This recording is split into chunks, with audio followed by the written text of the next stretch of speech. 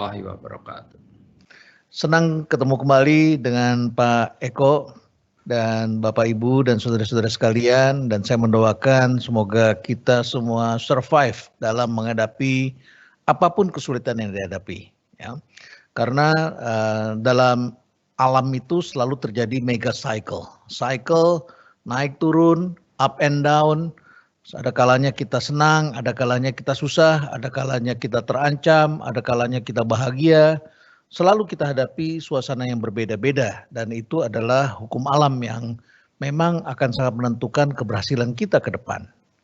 Nah, hari ini saya akan melanjutkan apa yang disampaikan oleh Pak Eko tadi, yaitu mengenai dalam penyampaiannya tadi Pak Eko saya mencatat ada 3 poin, yaitu Pak Eko berharap bahwa kita akan mendapatkan pencerahan mengenai capacity building terhadap agent of change dan bisa mewujudkan budaya akhlak yang baru saja diluncurkan oleh Pak Menteri dengan tentu saja dengan budaya 6C-nya Pertamina, dan kuncinya adalah high performance culture. Itu yang tadi saya tangkap dari apa yang disampaikan oleh Pak Dirut.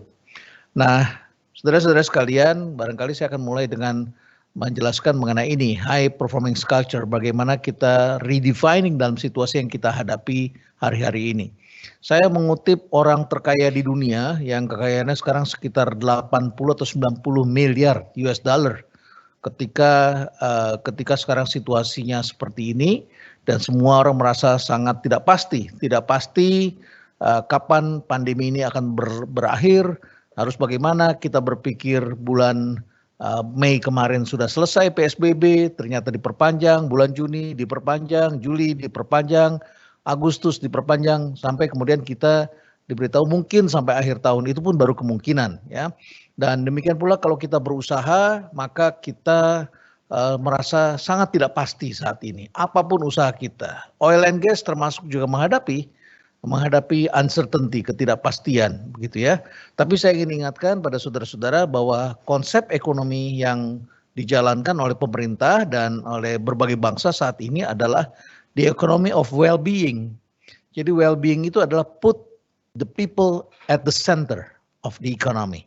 Jadi yang berada di pusat itu adalah kita, manusia. Oleh karena itu maka manusia ini harus diprotek, ya. Protect people sama juga memproteksi ekonomi sama juga dengan memproteksi people. Oleh karena itu maka saudara-saudara mungkin melihat ada sejumlah gedung yang kemudian di lockdown, ya, gedungnya di lockdown. Oke, sehingga kemudian karyawannya bisa bekerja dari rumah begitu. Dan BUMN khususnya banyak memberi perhatian khusus kepada SDM dan talenta-talentanya.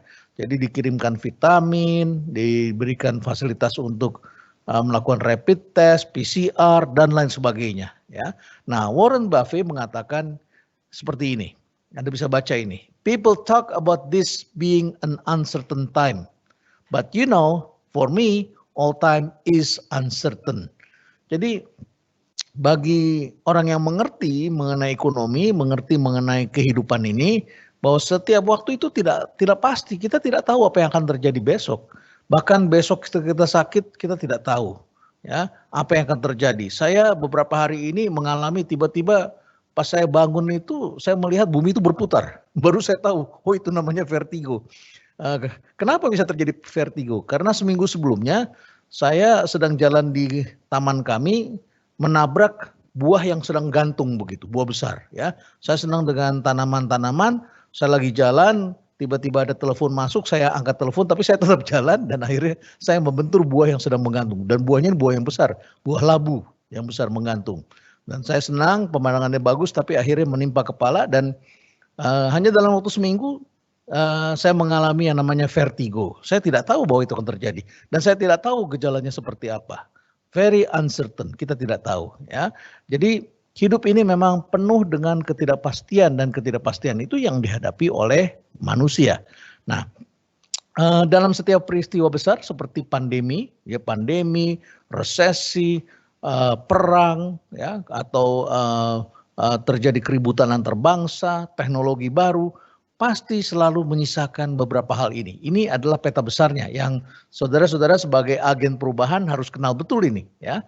Yang pertama, ada yang menjadi pemenang atau yang diuntungkan, ya. Yaitu yang bagaimana? yang paling adaptif, yang paling fit dengan keadaan di sekitarnya. Kata Charles Darwin, survival the fittest. Mereka yang survive adalah yang paling fit dengan keadaan di luar sana, lingkungannya fit. Saudara di sini pakai pakaian satu lapis di luar karena udara panas. Kalau saudara pergi ke Eropa, saudara begitu, pada saat musim dingin, saudara akan mati kedinginan. Maka saudara harus memakai pakaian berlapis-lapis ketika pergi ke Amerika atau ke Alaska pada saat musim dingin misalnya. Ya, tidak bisa kita berpakaian yang sama karena di beda tempat beda sekali keadaannya. Nah, jadi ketika zaman berubah, pasti kita melihat ada yang diuntungkan dan tentu saja ada yang dirugikan, ya, yang menjadi korban, menjadi pecundang atau loser, yaitu yang menghindar dan gagal beradaptasi. Jadi kata kuncinya adalah adaptif, beradaptasi, yaitu bagaimana membuat kita ini relevan dengan zamannya. Banyak teman-teman kita yang melakukan gerakan, pergerakan, yang berpikir, mengucapkan, mengajar, bekerja, itu masih menggunakan cara-cara yang sudah tidak relevan dengan zamannya. Jadi kita harus kembalikan kepada setiap zaman itu ada caranya. Ya, jadi bayangkan kalau saya sekolah dulu masih pakai batu tulis. Itu adalah zamannya ayah saya belajar sekolah pakai batu tulis. Anak saya sudah lain lagi. Anak saya sekolah sudah menggunakan teknologi digital. Jadi berbeda sama sekali. Oke. Nah, tapi ada lagi yang ketiga. Akan ada perubahan sosial, teknologi, profesi, dan kebiasaan-kebiasaan baru termasuk konsumsi berubah. Jadi ini yang berubah banyak sekali ini, ya. Jadi perubahan sosial kalau negara tidak bisa menghandle-nya, terjadi perubahan sosial. Misalnya saja ketika terjadi resesi, orang berpikir seperti di masa lalu, harga-harga akan naik, terjadi inflasi, gerakan sosial terjadi. Alhamdulillah kali ini terjadi resesi tetapi bansos jalan dan kemudian juga solidaritas sosial masyarakat jalan, kontrol publik jalan, dan kemudian juga kita melihat demand turun, permintaan turun sehingga tidak terjadi inflasi. Jadi harga-harga terkendali, ya paling tidak harga pangan begitu ya. Tetapi perubahan teknologi tidak bisa dihindarkan karena sekarang orang semakin menggunakan teknologi digital. Ternyata kita bisa juga itu menjalankan kegiatan kita dari jauh. Ternyata bisa juga ya. Jadi kita dipaksa dan sekarang ibu-ibu pun, orang-orang di kampung pun mengajarkan anaknya sudah menggunakan Fitcon ya. Jadi sudah berubah ya. Profesi-profesi baru akan semakin bermunculan. Jadi saudara-saudara jangan puas dengan ijazah saudara. Ya, dengan gelar saudara itu akan terjadi perubahan besar. Saya kebetulan berlangganan data dari LinkedIn dan dari beberapa situs lain dan saya pelajari tentang CV orang-orang yang berpindah kerja, baru berpindah kerja yang diterima di perusahaan-perusahaan besar. Dan saya dalami betul-betul CV mereka, keterampilan apa atau pengetahuan apa yang mereka miliki dibandingkan dengan yang sebelumnya. Ternyata sudah berbeda. Jadi kalau ada orang yang kehilangan pekerjaan, saya lihat lagi, kenapa dia kehilangan pekerjaan? Karena keterampilannya itu disebut adalah past skills, ya. Sedang yesterday skill, yang keterampilan yang dibutuhkan kemarin, karena kita sekolahnya kemarin. Nah sekarang kita harus belajar lagi untuk mendapatkan future skill, keterampilan baru. Yang keempat, akan ada perubahan yang diawali dengan kekacauan dan kebingungan. Bayangkan kawan saya Pak Menteri Kesehatan juga bingung dan mengatakan tidak akan terjadi di Indonesia. Ya, ternyata bukan cuma di Indonesia, Amerika pun juga begitu. Ya, Italia juga begitu dan semuanya mengatakan tidak akan terjadi di negaranya. Di China orang-orang hebat mengatakan tidak akan menyebar dari Wuhan karena orang Tiongkok itu makan garlic katanya, ya makan bawang putih jadi aman katanya. Maka mereka membuat kalung dari bawang putih. Ternyata kena juga di sana, kena COVID ya.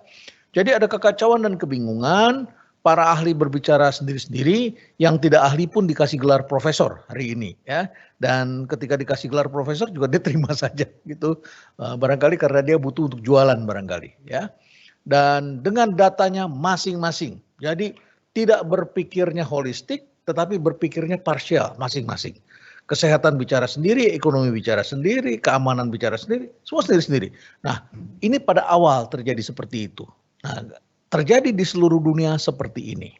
Bayangkan di Amerika saja ada kelompok dokter yang menyebutnya frontline doctors dan mengatakan tidak perlu pakai masker misalnya. Ya, jadi ini setiap perubahan ini selalu diawali dengan begini-begini, terjadi kekacauan seperti ini. Ditambah lagi ada ketakutan. Bayangkan pada waktu awal terjadi krisis kita takut kita tidak punya pekerjaan, akan hilang pekerjaan kita. Yang hilang pertama kali adalah teman-teman yang bekerja di sektor travel, ya. Bahkan orang-orang yang mau naik haji pun terpaksa tidak bisa naik haji tahun ini, harus diundurkan ke tahun yang akan datang. Nah, ketika terjadi krisis, orang harus di rumah, ada rasa takut. Tapi begitu sekarang mulai direlaksasi, takut lagi. Karena sudah terbiasa hidup dalam kesepian. Begitu kita masuk ke stasiun dan di Tanah Abang padat sekali, orang banyak, kita takut lagi. Itu kelihatan sekali bagaimana kita menyebarkan video tentang orang yang begitu ramai di Tanah Abang dan sebagainya. Kita takut tertular, penyebaran baru. Jadi ini sama seperti tentara yang dikirim ke medan perang. Malam hari mereka tidak boleh menyalakan api, tidak boleh ada cahaya, mereka harus sembunyi-sembunyi di antara semak-semak. Begitu perang usai, mereka kembali ke kota atau batalion ditarik ke kota, kembali ke rumah, di sekitarnya ramai. Biasanya mengalami stres itu, ya. Disebutnya post traumatic stress disorder. Jadi ada gejala psikologis yang membuat orang menjadi tidak nyaman, ya, anxious, cemas, dan merasa tidak pasti. Tidak pasti. Ini dialami oleh banyak orang, ya. Dan keenam ada, nah ini harapan kita, ya. Ada kepemimpinan. Nah, saya mengharapkan kepemimpinan Pak Eko dan ke teman-teman semua para agen perubahan ini adalah kepemimpinan yang menggantarkan harapan dan empati. Jadi jangan mengutuk kegelapan, apalagi saudara-saudara sebagai agen perubahan. Ya, kegelapan itu jangan dikutuk. Kalau saudara masih terbiasa menulis di sosial media hal-hal yang sifatnya menakutkan, ya, menakutkan, dan saudara mengatakan memang begitu kok kenyataannya. Nah, saudara barangkali tidak cocok untuk menjadi agen perubahan. Agen perubahan harus bisa memberikan harapan tentang kehidupan ini yang bersambung terus-menerus. This is a circle of life, ya, seperti lagunya Elton John, ya, The Circle of Life, ya, bahwa kita menghadapi masa-masa yang tidak pasti, tetapi ada hope di sana, menyambung mata rantai kehidupan. Kita bisa saja mati, tetapi ada anak kita yang meneruskan. Kita bisa pensiun, tapi ada generasi berikutnya yang meneruskan Pertamina EP ini. Apakah sama wajah Pertamina EP hari ini dengan 20 tahun yang lalu? Pasti sudah berbeda. Apakah akan sama Pertamina EP 10 tahun ke depan dengan yang 10 tahun yang sudah kita lewati ini? Mungkin juga akan berubah. Nah, saudara-saudara harus bekerja dengan empati, karena empati itu yang mengantarkan manusia bisa berkolaborasi, bisa bekerja sama satu dengan yang lain.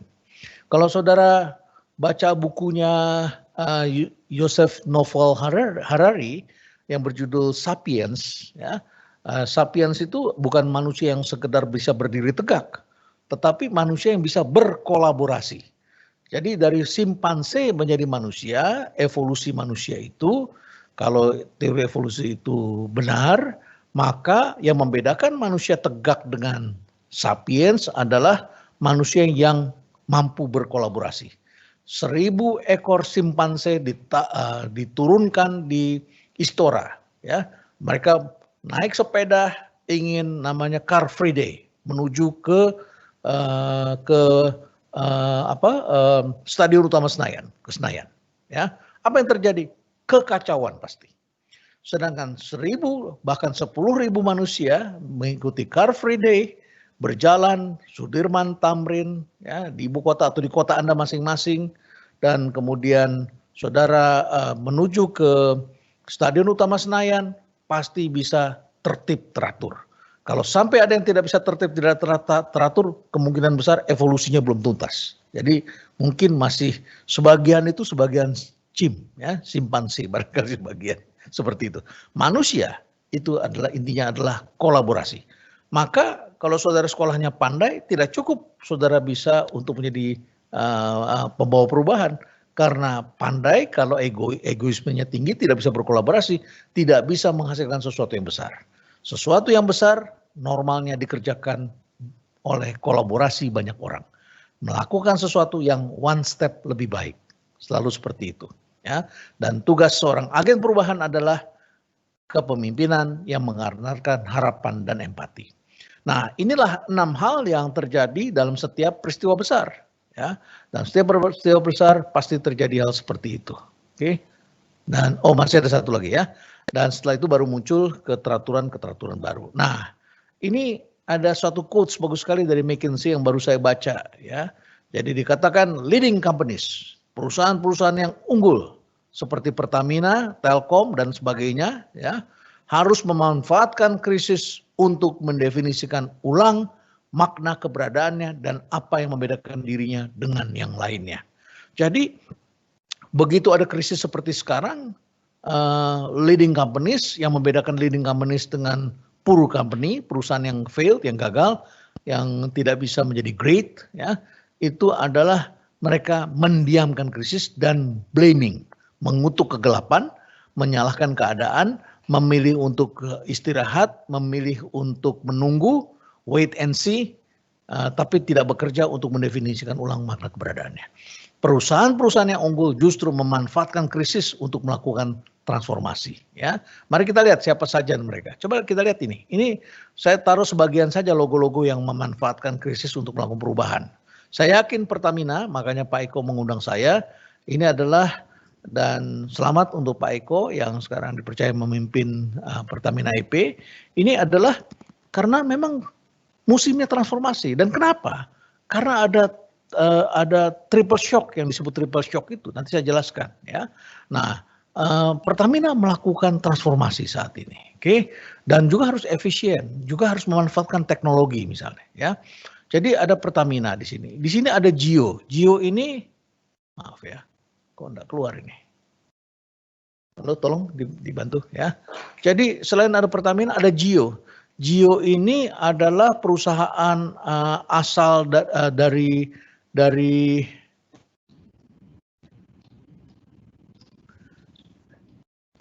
bisa nggak ya dari sini ya? Diganti coba, tolong diganti ya. Jadi Jio ini adalah tadinya perusahaan, ada refinery ya, kilang di India, ada perusahaan yang tekstilnya cukup besar, Reliance ya. Tetapi kemudian mereka berevolusi menjadi perusahaan telekomunikasi. Tetapi perbedaannya Jio ini dengan yang lain, dia basisnya adalah platform, bukan infrastruktur. Seperti kalau di Indonesia Telkom ini masih infrastruktur ya. Nah, tapi sekarang melakukan digital transformation Telkom ini tahun ini, dan sudah menggunakan konsultan internasional dan lokal untuk melakukan transformasi. Nah, Jio ini melakukan transformasi karena sekarang dia malah bekerja sama tahun 2020 ini dengan Facebook, sehingga sekarang price earning ratio-nya 90 kali. Telkom masih 15-16 kali ya. Dan ini nomor 3 atau nomor 4 terbesar di dunia Telkom ini dari segi price earning ratio-nya ya. Nah, ini Jio ini sekarang 90 kali setelah bekerja sama dengan Facebook bulan lalu. Oke. Pertamina sedang melakukan transformasi ya. BCA sekarang sedang membuat neobank namanya ya, bank, membeli bank kemudian dijadikan cangkangnya, nanti bersaing seperti menggunakan platform begitu, seperti fintech begitu ya. Nah, ini Bank Mandiri juga melakukan transformasi sehingga mendirikan neobank tahun ini ya. Kemudian juga Johnson & Johnson ini menggunakan krisis sekarang untuk apa? Mereka mengembangkan vaksin saat tahun ini, sama seperti AstraZeneca. Makanya harga sahamnya naik terus ini di bidang farmasi ini, di New York Stock Exchange, di Nasdaq dan sebagainya. MIT dan Harvard ini juga sekarang melakukan transformasi karena mahasiswanya tidak ada, kosong. 6 bulan mereka tidak punya mahasiswa, dan sekarang mulai mengencarkan sekolah online-nya ya. Kalbe di bidang farmasi juga melakukan Zoom, kita sudah tahu kan gimana. Alibaba tahun 2002 ini saya sempat diundang ke Alibaba beberapa kali, dan saya menjadi salah satu partner untuk mengajarkan e-commerce academy ya. Rumah Perubahan menjadi partner bagi Alibaba, dan kami coba itu networknya, quality-nya tolong dicek ya. Apakah saudara-saudara bisa mendengar suara saya? Karena saya lihat di sini network quality ini. Bisa jelas, Prof? Sudah bisa jelas. Ya? Oke, baik. Jadi yang belum saya jelaskan ini Alibaba. Alibaba ini perusahaan yang bertahun-tahun gagal, didirikan oleh seorang guru bahasa Inggris, Jack Ma, tetapi begitu terjadi krisis tahun 2001-2002 SARS, ya, mereka kemudian memanfaatkan, masuk di situ bersama keluarganya, keluarga-keluarga karyawan, murid-muridnya Jack Ma, mengantarkan pesanan online ke rumah-rumah, dan lahirlah Taobao dan sebagainya. Akhirnya jadi besar ini, Alibaba ini. Karena dari SARS ini, dari krisis itu, dan sekarang salah satu penguasa penting di dunia ini, Alibaba ini. Jadi leading company, sekali lagi ya, tadi saya sebutkan sini, leading company seperti Pertamina harus bisa memanfaatkan krisis untuk mendefinisikan ulang makna keberadaannya. Sementara saudara-saudara sebagai agen perubahan akan berhadapan dengan teman-teman yang justru ingin mempertahankan cara-cara lama, mempertahankan pola lamanya. Dan ini membuat kita menjadi dinosaurus. Kita besar, ya besar, benar Anda besar. Jangan lupa, dinosaurus juga besar, kokoh, tapi punah. Kenapa dia punah? Karena dia gagal mendefinisikan ulang keberadaannya, ya, makna keberadaannya. Jadi, saudara jangan anti terhadap perubahan, karena perubahan itulah tanda-tanda kehidupan. Ya. Nah, tugas saudara sebagai agen perubahan adalah bagaimana saudara-saudara belajar dari perusahaan-perusahaan lain agar kita bisa survive, ya, survive sehingga anak kita nanti, ya, ketika mereka Anda punya cucu, Anda bisa lihat, bisa tetap bekerja di perusahaan dan bisa melihat Pertamina itu eksis dan bahkan menjadi lebih bagus disesuaikan dengan zamannya.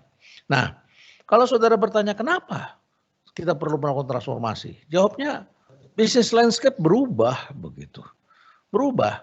Dan dalam 12 tahun terakhir ini adalah gejolak harga yang terjadi adalah yang ketiga kali, ya, ketiga kali.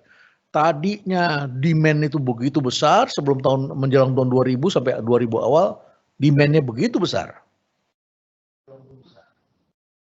Ketika permintaan begitu besar, apa yang terjadi? Maka supply-nya dinaikkan, negara-negara yang tadinya tidak menghasilkan oil and gas bisa masuk, ya, cost structure-nya dinaikkan karena kalau permintaannya tinggi, harga bisa naik. Maka yang tadinya cost-nya $30 tidak bisa masuk karena harganya di bawahnya, lama-lama bisa masuk karena harganya naik 40, 50 terus naik, ya. Nah, setelah itu muncullah industri baru namanya shale oil gitu ya. Nah, itu supply-nya juga naik lagi. Supply-nya naik lagi, maka yang terjadi adalah mulai oversupply, harga ada guncangan, dan yang sekarang terjadi lain lagi, ya. Yang sekarang terjadi adalah uncertainty karena kita tidak tahu kapan berakhir, dan kalau ini tidak berakhir, saudara tidak bisa pergi ke negara-negara lain, maka permintaan aftur itu turun, ya. Saudara-saudara juga lihat di jalanan juga berkurang, udaranya lebih bersih karena pemakaian BBM juga turun, ya. Price drop, ya.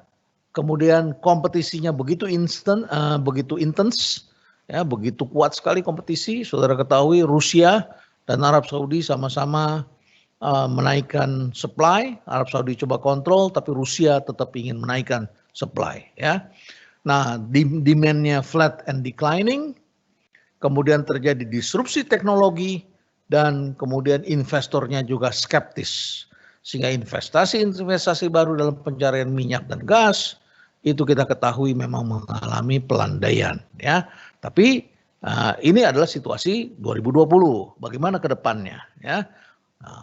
However, oil and gas will remain a multi-trillion dollar market for decades, ya.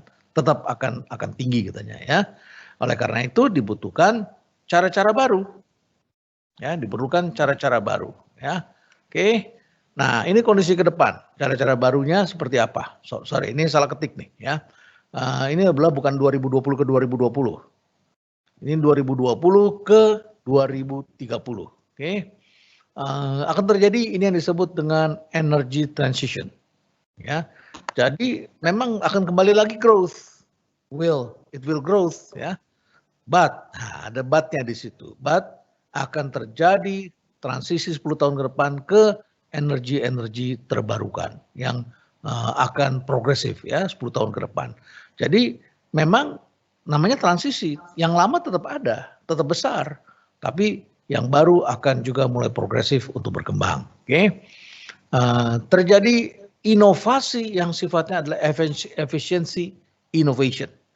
Saya tertegun mendengarkan ceramahnya Pak Bahlil dan dikutip di surat kabar. Beliau mengatakan 10 tahun yang lalu 1% pertumbuhan ekonomi menciptakan sekitar 293.000 tenaga kerja, lapangan pekerjaan. Hari ini 1% pertumbuhan ekonomi di sektor manufaktur hanya menyerap sekitar 107 ya, 107.000 lapangan pekerjaan. Nah, berarti terjadi yang namanya inovasi efisiensi innovation. Terjadi penggunaan robot, cobot, AI itu akan mengurangi pemakaian tenaga kerja. Nah, ini melalui apa? Digital technology, bisnis model berubah dan terjadi cost pressure, ya, tekanan-tekanan terhadap cost sehingga kita harus efisien. Dan kondisi ke depan semuanya harus bekerja dengan healthy ecosystem. Ekosistem fisik maupun ekosistem ekonomi. Ini semuanya adalah bekerja ekosistem. Maka kalau saudara-saudara perhatikan anak-anak muda kalau bekerja itu bikin usaha, mereka selalu memanfaatkan ekosistem. Jadi spendingnya lebih banyak adalah kepada bukan capex, tapi banyaknya opex. Dan mereka melakukan kolaborasi menggunakan teknologi. Jadi mereka menggunakan teknologi untuk mengkolaborasikan berbagai resources yang ada di luar. Ya modelnya Gojek lah, ya. Itu di sektor konsumsi, tetapi juga di sektor inovasi terjadi. Saya melihat ada anak-anak muda lulusan Jepang bikin kantor di daerah Serpong. Mereka mempunyai ilmunya adalah tentang nanoteknologi, tetapi mereka tidak punya mesinnya. Apa yang mereka lakukan? Mereka bekerja sama dengan Puspitek, bekerja sama dengan Kementerian Ristek Dikti, Kementerian Ristek. Mereka bekerja sama dengan Unilever, bekerja sama dengan Kalbe. Mereka memanfaatkan teknologi yang ada di masing-masing perusahaan. Kalau saudara lihat di Banyuwangi, itu SMK, SMA di sana oleh Bupati Banyuwangi, Pak Abdullah Aswaranas, itu juga pakai ekosistem. Jadi di Pemda-Pemda yang sudah punya lab, dipakai bekerja sampai jam 3 sore, 4 sore, jam 4 sore labnya, komputernya dipinjamkan untuk anak-anak sekolah. Jadi lebih banyak OPEX bukan CAPEX begitu, ya, yang dilakukan. Karena ada teknologi dan teknologinya bisa menggunakan teknologi yang dimiliki oleh masing-masing, ya, seperti gadget kita begitu. Karena ada super apps di masing-masing. Jadi ada healthy ecosystem. Nah, ekosistem lainnya adalah karena kita oil and gas juga penting. Ini alam semesta. Ketika kita membuka sebuah kota yang tadinya hutan, maka terjadilah pandemi atau epidemi dulu di situ, malaria misalnya. Ya, kalau kita membangun lebih jauh lagi bisa terjadi kolera dan lain sebagainya. Pandemi bisa terjadi karena dunia globalisasi terjadi dan juga kita lihat bahwa alam itu ekosistemnya terputus, predatornya hilang, jadi akhirnya menyerang manusia. Ya, akhirnya menyerang manusia. Oke, jadi perhatian pada lingkungan ini akan makin dirasakan dan millennials join the club. Jadi saudara-saudara sudah mendengarkan Pak Menteri BUMN mengatakan bahwa ada program untuk mengembangkan milenial. Jadi sudah ada program milenial menjadi direksi, sudah terjadi, ya, sudah terjadi milenial sudah bisa menjadi direksi. Nah, tetapi milenial yang bagaimana? Milenial yang bukan milenial dalam tanda kutip, karena milenial dalam tanda kutip ya tentu juga mempunyai kekurangan-kekurangan, ya. Nah, kekurangan itu harus diisi dengan apa? Dengan self driving yang kuat, dengan leadership yang memadai dan masuk dalam talent pool. Jadi harus masuk dalam talent pool dulu, ya. Nah, kemudian selain itu kata kuncinya adalah new leadership, ecosystem, collaboration, teknologi, AI, dan cobot, collaboration robot. Jadi sudah memakai teknologi-teknologi yang baru ini, ya. Investor akan tetap skeptical. Jadi kita harus mencari lagi sumber baru. Nanti di penutup saya akan jelaskan apa yang perlu kita kembangkan, ya, kira-kira apa saja. karena bisnis kita terkait dengan lingkungan, maka saudara-saudara akan menghadapi negatif public sentiment. Ya, nah, tapi di lain pihak, ya, tekanan akan dirasakan lebih besar, ya, akan dihadapi oleh perusahaan-perusahaan yang masuk dalam kategori seperti NOC ini, seperti Pertamina. Pertamina ini adalah NOC, National Oil Company, BUMN. Ya, tekanannya ada tambah lagi. Kenapa? Karena NOC punya peran lebih besar, yaitu apa? Dia harus menjadi role model. Role model. Saudara-saudara, saya ingin mengajak saudara berpikir lebih optimistis, ya, bahwa semakin hari pasti negara kita pasti akan lebih baik, ya, pasti lebih baik. BUMN hari ini harus lebih baik dari kemarin. Leadership hari ini harus lebih baik dari kemarin. Kita punya governance harus lebih baik dari kemarin, ya. Penggajian harus lebih baik dari kemarin. Kesejahteraan lebih baik lagi.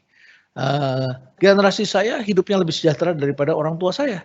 Dan saya berharap anak saya akan lebih sejahtera, paling tidak lebih bahagia hidupnya. Gitu ya. Nah, BUMN itu punya peran menjadi role model, kemudian juga menciptakan lapangan pekerjaan. Ya, jadi kita tidak bisa sembarangan saja melakukan pengurangan-pengurangan. Pasti harus ada pertimbangan yang matang. Dan juga BUMN harus pengembangan talent. Talent apa? Digital talent. Karena negara kita kurang digital talent. Ya, dan juga future skill talent. Kemudian harus diingat bahwa NOC adalah kontributor yang penting terhadap APBN. Ya, penting sekali. Dan perusahaan besar seperti Pertamina, ya, dan BUMN lain semuanya memiliki namanya inersia. Inersia itu kebutuhan, ya, yang membuat kita menjadi terbelenggu begitu, sulit sekali untuk berkembang. Kalau saudara naik mobil di mekanika itu tikungan, ya, kan kita ketika nikung dengan kecepatan tinggi kita terbuang gitu, begitu, ya, ke bawah begitu. Nah, itu inersia, ya, sulit untuk mengikuti. Nah, dan pihak kita juga dituntut untuk melakukan energy security, ya, energy security, ketahanan energi, gitu ya. Nah, jadi saudara-saudara, krisis adalah energi besar untuk melakukan perubahan. Karena ini energi besar, maka tergantung saudara bisa nggak menaklukkan rasa takut saudara. Nah, Tuhan memberikan kita rasa takut dan rasa sakit. Kalau rasa takut saudara saja yang besar, karena perubahan itu biasanya membuat orang takut. Pasti. Kalau saudara jadi agen perubahan, saudara harus merubah ini. Ya, karena kalau rasa takut saja yang lebih besar dari rasa sakitnya, ini perubahan ini nol ini. Hasilnya nol. Tapi kalau manusia mulai mengalami rasa sakit yang lebih besar dari rasa takutnya, real, ini energinya akan tak terhingga ini. Ya, infinity. Tak terhingga energinya ini. Jadi rasa sakit ini harus dirasakan. Ya, kalau kita bilang COVID nggak mungkin terjadi, tapi begitu terjadi ternyata menimpa keluarga kita dan jadi korban, baru kita rasa sakit kita itu besar.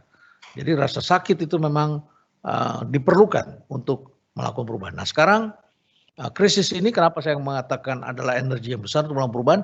Karena krisis selalu menimbulkan rasa sakit, ya, rasa sakit. Nah, saudara-saudara harus memanfaatkan krisis ini sebagai agen perubahan, begitu, ya.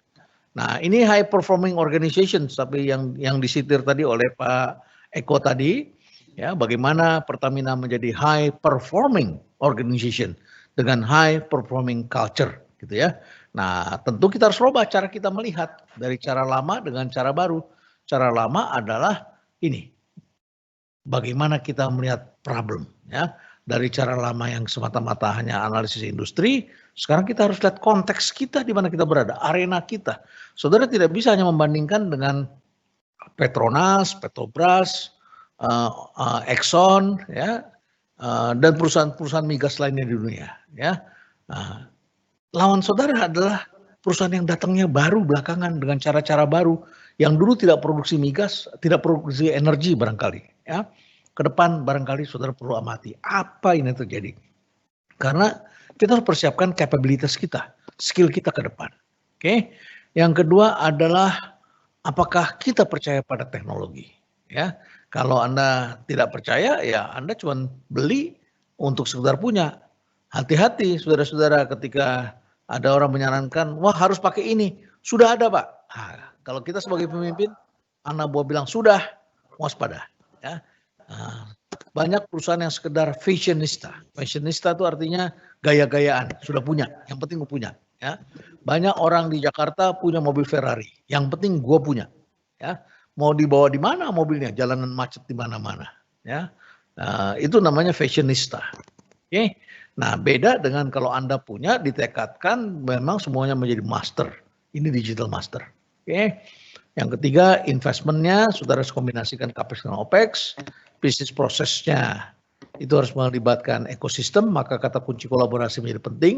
Tidak cukup semata-mata internal dalam satu perusahaan. Kemudian talentnya itu harus punya the future skills. Ya. Maka learning center kita atau kolaborasi dengan lembaga-lembaga yang mengembangkan future skills seperti Mahir Academy menjadi penting. Karena ini mengelaborasi future skills. Problem universitas itu adalah kebanyakan mengajarkan yesterday skill. Jadi saudara-saudara jangan bangga dulu lulus dari universitas terbaik. Karena saudara diajarkan oleh yesterday people yang membawa yesterday skill. Ya. Kemudian kita berhadapan dengan lawan-lawan kita, lingkungan baru yang membawa the future skills yang tidak diajarkan di kampus. Ya, karena itu talentnya harus di-develop dan consumer treatmentnya harus simetri, tidak bisa asimetri. SDM-nya dan prosesnya harus tangkas, agile, gitu ya. Jadi ini adalah high performing organization. Nah, oleh karena ini memerlukan high performance culture, begitu.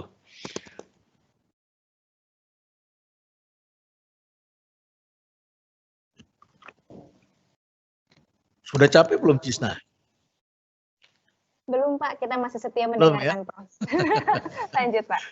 Karena kalau pakai Microsoft Teams saya nggak bisa putar video. Ya kalau saya biasanya punya koleksi banyak video yang lucu-lucu, jadi saya bisa intermezzo sebentar, tarik nafas sebentar, saudara bisa sebentar tertawa sebentar. Mudah-mudahan saudara bisa menangkap dan tidak terlalu serius. Kalau terlalu serius nanti otak kita beku gitu ya. Kita perlu ada peredaran darah yang mengalir gitu di otak kita. Mudah-mudahan saudara bisa menangkap apa yang saya sampaikan. Ya. Nah, Cisna begini, saudara-saudara agen perubahan.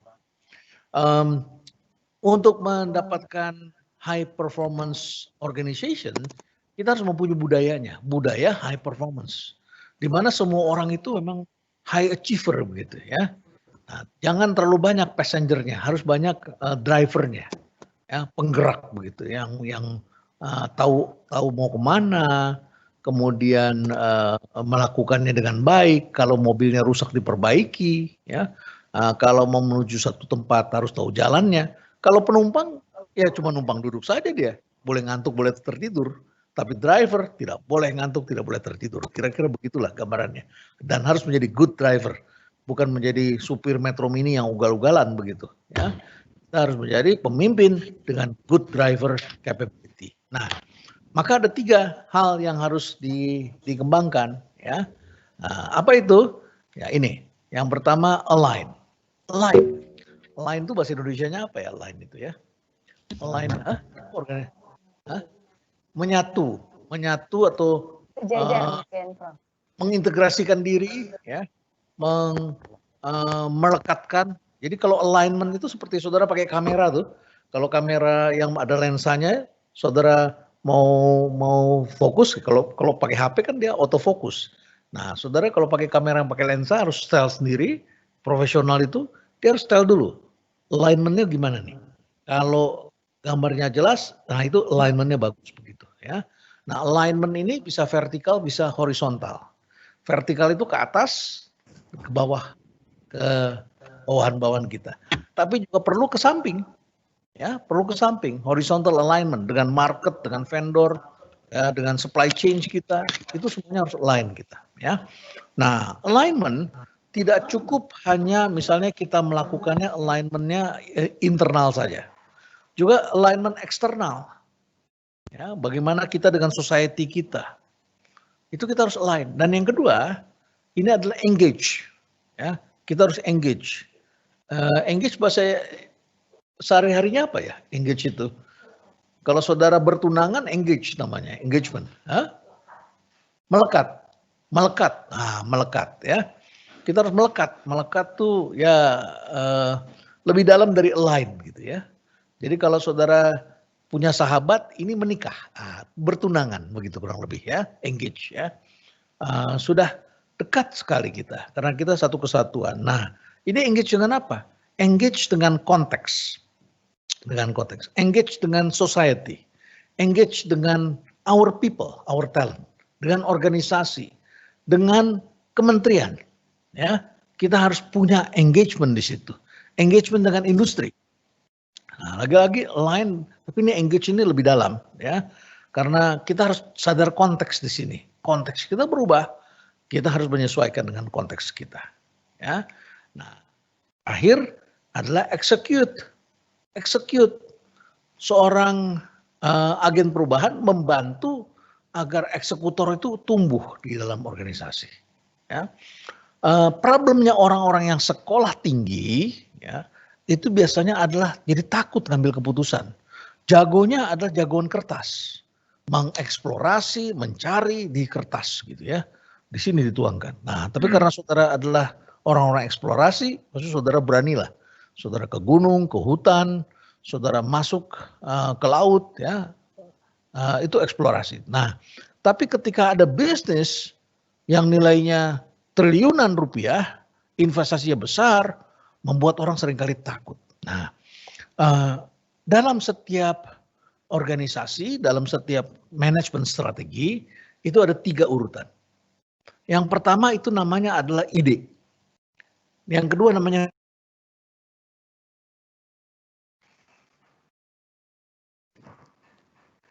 Iya, mungkin terputus. Halo, Prof. Halo, Prof.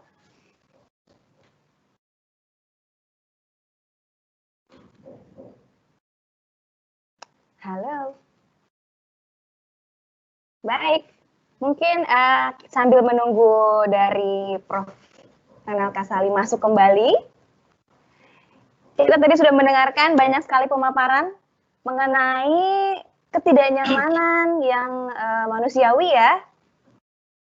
Kita akan berubah itu tidak nyaman, kemudian kita juga jadi tahu bahwa pembeda manusia dengan sapiens atau simpanse gitu ya, itu berbedanya adalah dengan kolaborasi. Nah, kemudian kita juga tahu bahwa krisis itu adalah waktunya kita untuk mendefinisikan kembali eksistensi kita. Kita akan menunggu lagi untuk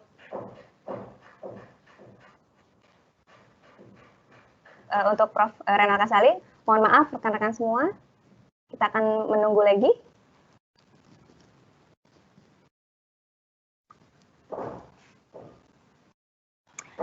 Baik, sambil menunggu silakan rekan-rekan Pertamina semua untuk dapat mengisi absensi yang akan di-share oleh rekan saya di chat box. Rekan saya di chat box, silakan untuk mengisi kepada 600 lebih ya, 600 lebih pekerja Pertamina semua yang sudah join hari ini. Terima kasih banyak. Kita masih nungguin Prof. Renal Kasali untuk masuk lagi karena materinya ini masih banyak banget yang mau bertanya nih. Ini udah ada banyak sekali nih. Dari saya bacakan dulu ya, ini dari Pak Tata, dari Aset 2, kemudian kita juga sudah punya pertanyaan dari Pak Agustian SCM. Kemudian selamat pagi kepada Bapak Hipni dari Fungsi DWO Jakarta. Selamat pagi juga kepada ada Bapak Heri Budiarso di sini, maju terus Pertamina EP. Kemudian ada juga dari Pak Inyoman Dimas dari DWO Jakarta. Terima kasih semua. Insya Allah nanti saya akan bacakan pertanyaan-pertanyaannya yang akan dijawab langsung nanti oleh Profesor Renal Kasali. Kita masih menunggu apakah Profesor Renal Kasali ada di sini.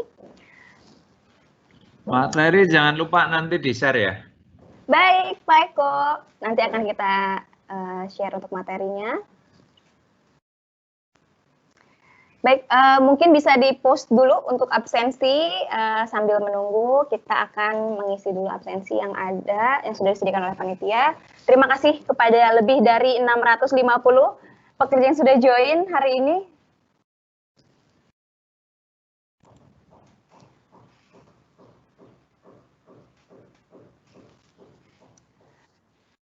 Baik, mungkin saya akan mengajak ngobrol Pak Eko. Pak Eko berkenan untuk saya ajak ngobrol, Pak? Ya. Baik.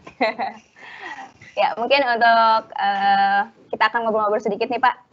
Sebenarnya Pertamina ini kan sedang menjalani perubahan ya, Pak. Transformasi.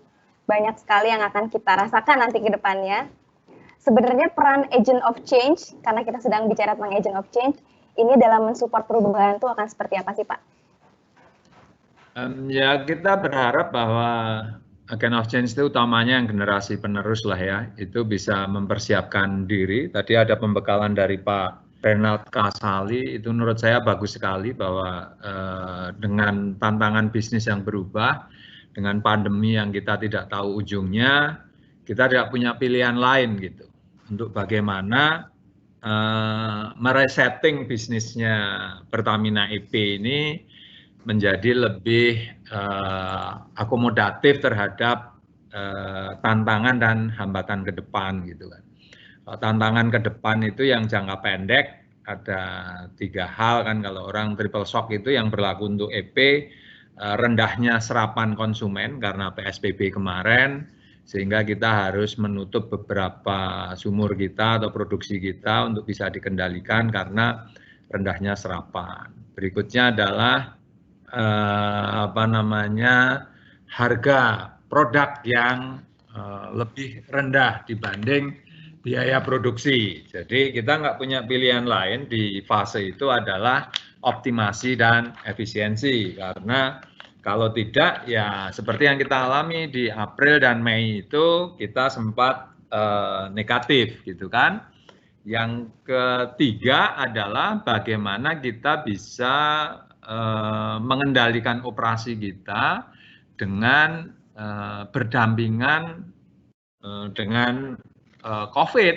Artinya ya kita nggak punya pilihan lain, teman-teman semua, kita semua, saya dan Anda, untuk bisa patuh dan taat terhadap HSSE nomor 1, nomor 2 HSSE, nomor 3 HSSE, dan protokol COVID. Karena tanpa itu semua, maka operasi kita dalam kondisi yang berbahaya, gitu, yang ujungnya tentunya akan berdampak ke kita. Ya, bahwa aset kita sudah mature, infrastrukturnya sudah mature, itu adalah bagian dari proses yang harus kita selesaikan. Tapi ada beberapa hal kalau yang itu mungkin kalau nggak ada COVID, kita bisa lebih mudah ya, kita lakukan optimasi operasi, fokus eksplorasi, optimasi development project. Dengan begitu produk-produk yang dihasilkan atau outputnya itu masih di bawah biaya produksi yang kita keluarkan, sehingga perusahaan masih punya profit. Mbak Krisna dan teman-teman masih bisa menikmati ada THR, ada insentif, ada bonus, dan berbagai perbaikan fasilitas yang lain. Kira-kira itu perannya sangat sentral agen of change ini, karena budaya itu bukan sesuatu yang mudah dan butuh proses yang panjang untuk bisa kita aplikasikan, sehingga butuh kesadaran buat kita semua, sama aplikasinya. Makin masif bisa dilaksanakan, makin intensif bisa dan cepat kita aplikasikan, khususnya budaya high performance culture dan kinerja itu akan membuat perusahaan ini bisa terus berkontribusi dengan optimal gitu. Yang ujungnya pastinya juga akan kembali ke teman-teman semua. Kira-kira itu Mbak Krisna, makanya saya sangat antusias ini dan sangat mendoronglah teman-teman ini untuk bisa terus meningkatkan kemampuan dan kapabilitasnya. Iya. Dan juga baik, terima kasih banyak Pak. Terhadap itu, ya.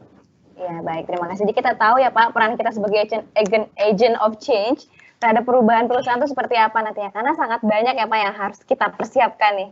Sepertinya sudah ada di tengah-tengah kita Pak Renald Kasali sudah kembali, Prof. Ya, apakah sudah kembali. Alhamdulillah. Sudah. Ya. Baik, silakan Prof untuk melanjutkan.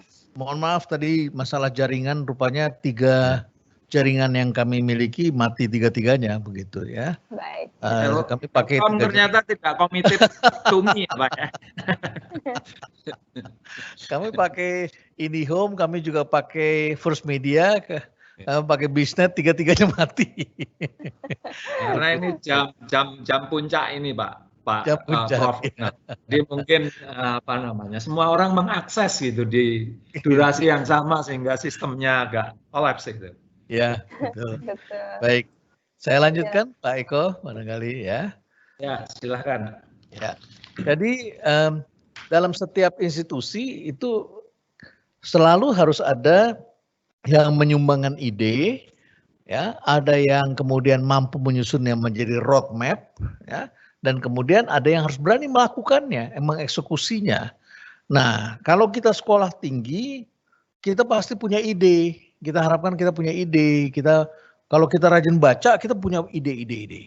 Ide ini tidak mudah dikembangkan, tetapi dengan adanya kebebasan berpikir saat ini, negara demokrasi itu menjadi lebih hidup keluar. Tetapi di lain pihak juga yang memberi ide jadi semakin banyak sekali. Nah, memberi ide akhirnya menjadi lebih mudah hari-hari ini. Tetapi tidak cukup karena harus diseleksi dan diturunkan menjadi namanya roadmap. Ya, jadi kalau kita baca orang menganalisa pengamat-pengamat biasa di media, ya mudah bicara karena tidak ada beban, tidak ada resiko. 1000 orang bicara ada 2000 ide muncul. Oke, tapi kita sebagai orang yang mendalami perusahaan dan ada resikonya, maka kita harus menyaringnya dan kita kaitkan dengan ekosistem, kaitkan dengan planning, dengan rasio-rasio, kaitkan dengan investasi semua, teknologi yang ada, pilihan yang tersedia, aturan yang berlaku, maka jadilah roadmap. Nah, roadmap ini tidak ada artinya kalau tidak dieksekusi. Nah, orang yang paling beresiko menghadapinya itu adalah eksekutor. Ya, eksekutor. Jadi kalau saudara-saudara bilang bagaimana caranya kita membuat perusahaan untung? Oh, gampang, Pak. Turunkan semua gaji pegawai, turunkan. Ya, kita bicara gampang. Ya, hapus uang makan karyawan, makan siang dihapus, libur dikurangi, begitu ya. Tapi coba ya nanti yang mengeksekusinya.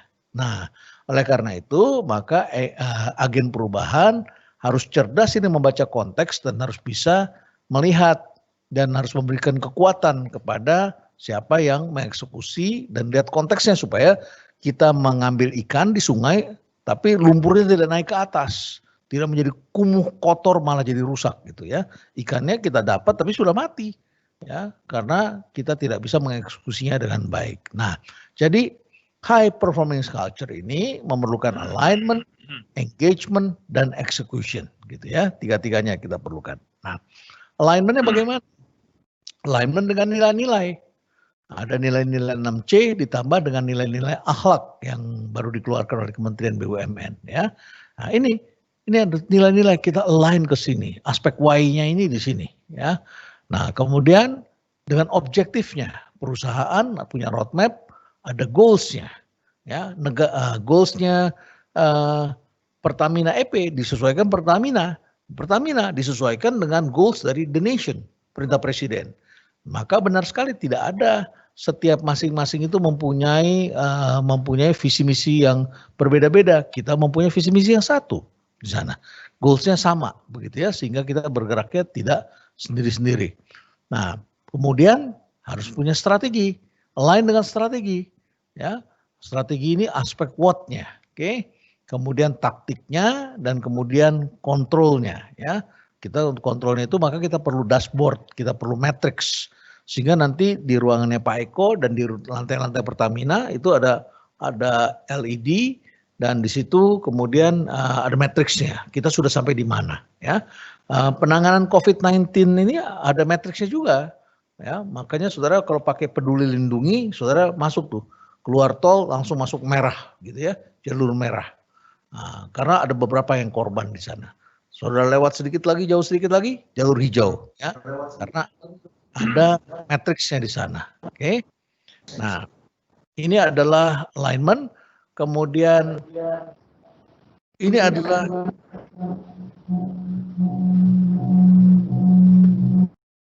Ini adalah three realities of change agents. Ya. Nah, ini segitiga ini yang saya kira kita perlu ketahui bersama. Ya. Yang pertama ini adalah change agent itu harus inspiring people, menginspirasi people. Ya. Menginspirasi people apa? Dengan align, engage, saudara bisa berkomunikasi dengan baik, saudara bisa menjelaskan strategi, konteks dan sebagainya ini. Ya, saudara bisa memberikan empati kepada orang-orang ini, ya, yang berjuang. Nah, dengan adanya agen perubahan ini memitigasi perubahan. Jangan sampai perubahan itu menimbulkan gejolak. Jadi keberhasilan saudara-saudara akan bisa diukur dengan apa? Dengan keberhasilan transformasi. Ya, dan orang-orang yang menjalankannya, resiko perusahaannya pun termitigasi. Jadi kalau saudara-saudara lihat ada guncangan terhadap perusahaan, resikonya lebih besar, bagaimana saudara mitigasinya? Saudara tidak cukup melaporkan, saudara mitigasi, mengurangi dampak negatifnya. Ya, jadi mitigasi. Nah, tentu untuk menjalankan ini, saudara memerlukan new skill, keterampilan-keterampilan baru, sharpen your skills. Jadi jangan hanya berorientasi kepada skill yang kemarin, tetapi juga harus mempunyai skill-skill yang baru. Ya, karena komunikasi berbeda sama sekali. Coba tolong bawa buku MO ke sini. Ya. Nah, jadi sekarang komunikasi itu, teknologi itu sudah menggunakan, sudah berada di sekitar kita. Nah, saya baru tahun lalu itu mengeluarkan buku yang berjudul ini, ya, #MO, Mobilization and Orchestration. Jadi mobilisasi dan orkestrasi. Kenapa? Karena sekarang itu kita berhadapan dengan lawan-lawan yang berbeda dengan di masa lalu. Yang membuat kompor-kompor cepat memanaskan situasi. Ya. Karena setiap orang sekarang punya media. Kalau dulu, kalau suara kita tidak divalidasi oleh media, ya, maka tidak masuk di media. Sekarang setiap orang bisa menyebarkan berita apa saja. Mau benar, mau tidak benar, mau boleh disebarkan, mau tidak boleh atau kurang boleh, ya, atau tidak beretika, semua disebarkan. Kenapa? Karena media baru ini, netizen sekarang seperti kita, tidak ada editornya, kita sendiri editornya. Kita sendiri editornya, ya. Kita lihat sesuatu di lapangan, ada orang mati, ya, berdarah atau bunuh diri, kita foto, kita sebarkan. Padahal kalau di media mainstream itu tidak boleh, ada kode etiknya, ya. Nah, ada korban pesawat Adam Air jatuh di laut, ada mayatnya, tidak boleh difoto, ditayangkan di TV. Karena itu sangat mengganggu keluarganya, ya, anaknya, anak dari korban dan lain sebagainya. Ada kode etiknya, ada redaksinya yang menjaga itu. Tapi sekarang semua orang bisa melakukan pergerakan di dunia maya itu, ya. Nah, oleh karena itu kita harus punya keterampilan MO, bagaimana creating story, ya, memitigasi resiko dengan menggunakan teknologi. Oke. Nah, ini adalah segitiga dari change agents ini. Oke. Nah, change agent skills ini seperti apa? Resilience harus punya ini. Saudara harus tahan banting. Kalau jatuh ke bawah, jangan pecah, jangan jadi telur. Jadilah seperti bola tenis, membal ke atas. Ya, telur itu tidak bisa, telur besar pun tidak bisa dijadikan sepak bola, alat untuk sepak bola. Ya, harus bola karet, ya, yang bisa membal begitu. Jadi kemembalan ini penting sekali. Oke. Kemudian contrarian thinking, berpikirnya bukan ngikutin arus besar, tapi saudara harus bisa mengarahkan, memutar kembali, membuat agar pikiran orang berubah. Karena manusia pada dasarnya adalah nyaman dengan keadaan, ke bawah arus. Ke bawah arus, ikut begitu, tapi saudara nahan supaya saudara bisa merubah itu keadaan. Ya. Nah, karena kita membawa keadaan yang lebih baik. Jadi agen perubahan bukan buruk, agen perubahan justru menyelamatkan perusahaan. Yang ketiga, memfasilitasi. Memfasilitasi, ya. Nah, kalau saudara pernah mancing, saudara tahulah. Kalau mancing itu, saudara kasih umpan, ikannya makan. Ikan biasanya kalau makan langsung bergerak, lari dia. Nah, kalau saudara tidak bisa memfasilitasi, maka saudara langsung tarik, putus pancingannya. Tapi biasanya pemancing hebat, ya diulur sedikit, baru ditarik. Sampai nanti ikannya letih, baru ditarik ke atas. begitu ya. Ya, fasilitasi artinya adalah bagaimana membuat menjadi lebih kondusif. Kemampuan analisis berjejaring, ya, saudara bukanlah tipe orang yang hanya di dalam ruangan sembunyi. Kalau kejadian saudara takut, ya. Kemudian memiliki self awareness, ya. Saudara harus tahu konteks, saudara harus tahu siapa saudara, ya, apa yang dilakukan, kemampuan komunikasi, dan tentu saja harus sabar. Harus sabar karena agen perubahan ini benar-benar mendampingi perubahan. Perubahan itu banyak resikonya memang, ya. Namanya juga melawan perubahan, melawan kenyamanan begitu, ya. Jadi harus sabar. Jadi inilah skill yang patut dimiliki oleh seorang agen perubahan. Nah, saya teruskan tinggal sedikit lagi, ya. Saya tinggal beberapa slide lagi. Saya tunjukkan pada Anda, ya. Can you name an organization you admire because of their success? Bisa nggak Anda tunjukkan kepada kami nama perusahaan yang Anda respect karena keberhasilan mereka? Ya, sebutkan, ya. Kalau Anda sebutkan, barangkali Anda sebutkan, oh ini bisa ditambah lagi, bisa ditambah Google, GE, ya, Toyota, ya, mungkin Coke. Coke memang di sini tidak begitu berhasil, tetapi mereka investasi terus dan mempunyai produk-produk baru yang bukan minuman soda saja, ya. Perusahaan-perusahaan seperti ini, Pertamina juga barangkali termasuk dalam sehingga saudara bergabung, ya. Nah, apa yang membuat mereka ini disebut sebagai admiring company? Jawabannya adalah, ya, bukan karena strukturnya, tetapi kapabilitas mereka. Kapabilitas yang selalu di-upgrade setiap zaman. Itu perubahan. Orang di rumah tidak nyaman, ya. Tadinya bekerja dengan mesin tik boleh sambil merokok, sekarang harus pakai komputer, belajar lagi pakai komputer. Tadinya semuanya harus ditulis sendiri, sekarang otomatis, ya. Dan sekarang tidak boleh merokok, ruangannya tertutup, mejanya tadinya sendiri-sendiri, sekarang jadi coworking space misalnya, ya. Ini terjadi perubahan ini, ya. Nah, jadi kapabilitas ini yang harus yang menjadi penentu bagi kita untuk membuat organisasi ini tumbuh. Nah, bagaimana, ya, mengembangkan ini? Tentu melalui strategi, proses, dan people. Dari strategi masuk ke dalam proses dan kemudian masuk ke dalam people, ya. Nah, ini misalnya kita lihat proses yang perubahan terjadi. Ini coba lihat nih, perubahannya bisa terjadi secara historik, ya. Dulu namanya coordination, ya. Kita semua kerja dulunya begini nih, ya, pakai meeting room, pakai mesin fax. Sekarang masih dipakai nggak mesin fax itu, ya. Ada di kartu nama nomor fax, tapi nggak ada lagi yang kirim fax barangkali. Telepon, email. Dulu penanda orang kelas menengah atau tidak adalah di rumahnya dipasang telepon, ya. Tapi sekarang udah lain, namanya ini yang konvensional, yang normalnya biasa-biasa saja.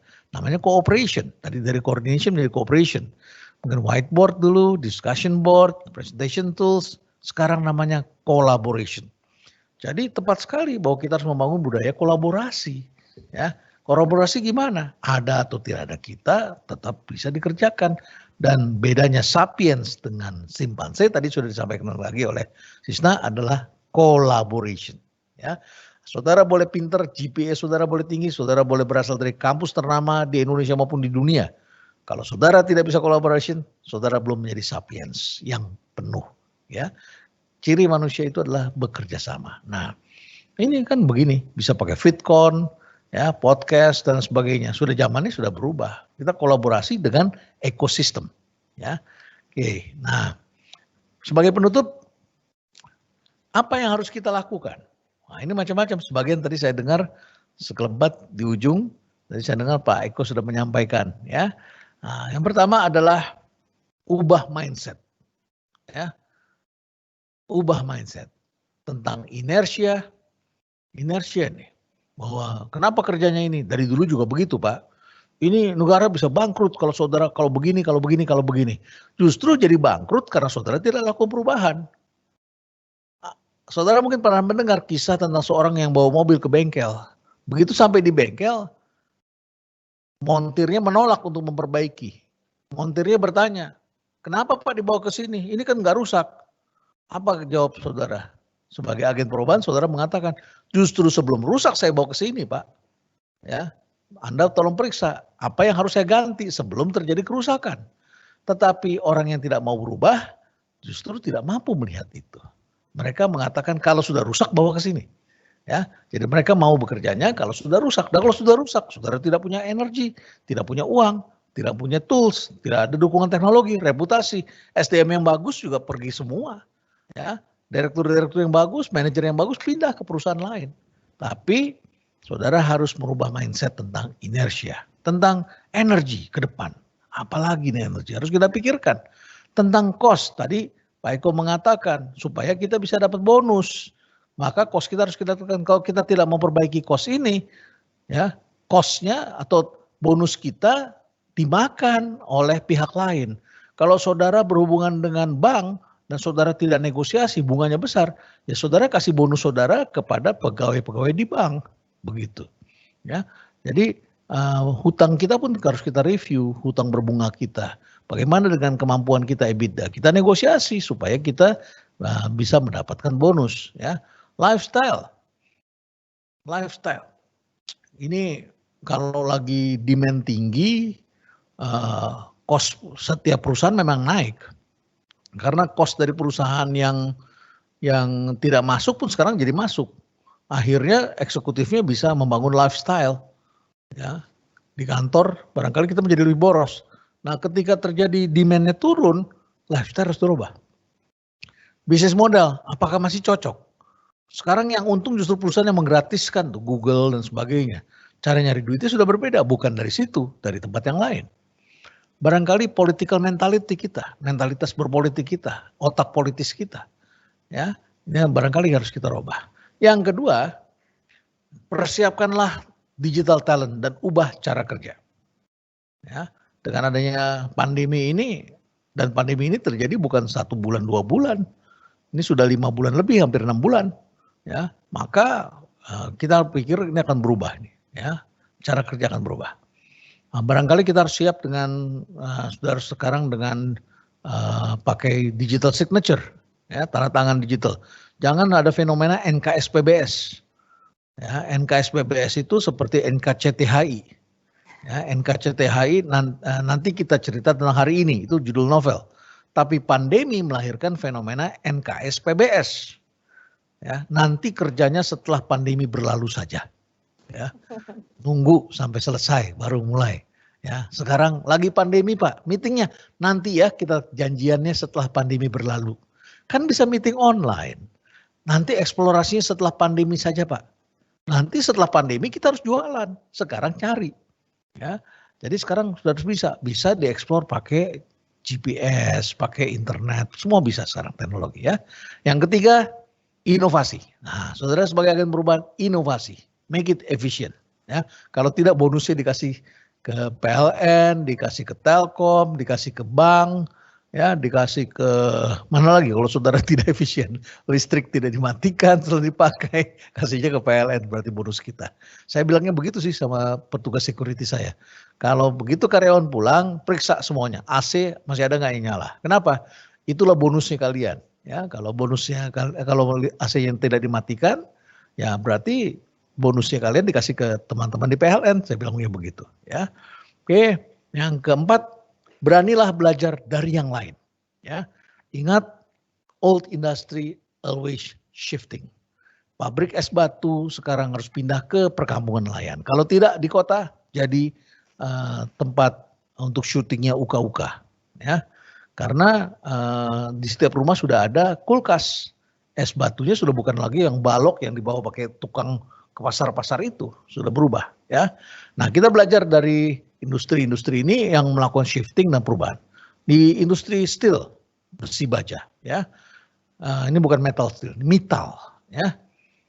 Ini bukan dan, ini versus. Kalau salah saya tulisnya versus ini. Ya. Ini adalah steel industry. Terjadi pertarungan ya antara metal steel yang merubah bagaimana industri ya dengan model lama itu Bethlehem Steel ya, Bethlehem Steel ya. Jadi Bethlehem Steel itu pabrik baja besar tapi metal masuk, itu orang India yang dulu dibesarkan dari Gresik yang membeli pabrik-pabrik baja tua. Dan akhirnya mereka melakukan transformasi dan sangat efisien. Di otomotif industri kita melihat munculnya Japanese cars, ya. Nah, ini juga salah ketik nih, ya, harusnya Japanese car. Motor-motor Jepang, mobil Jepang yang melawan otomotif Detroit.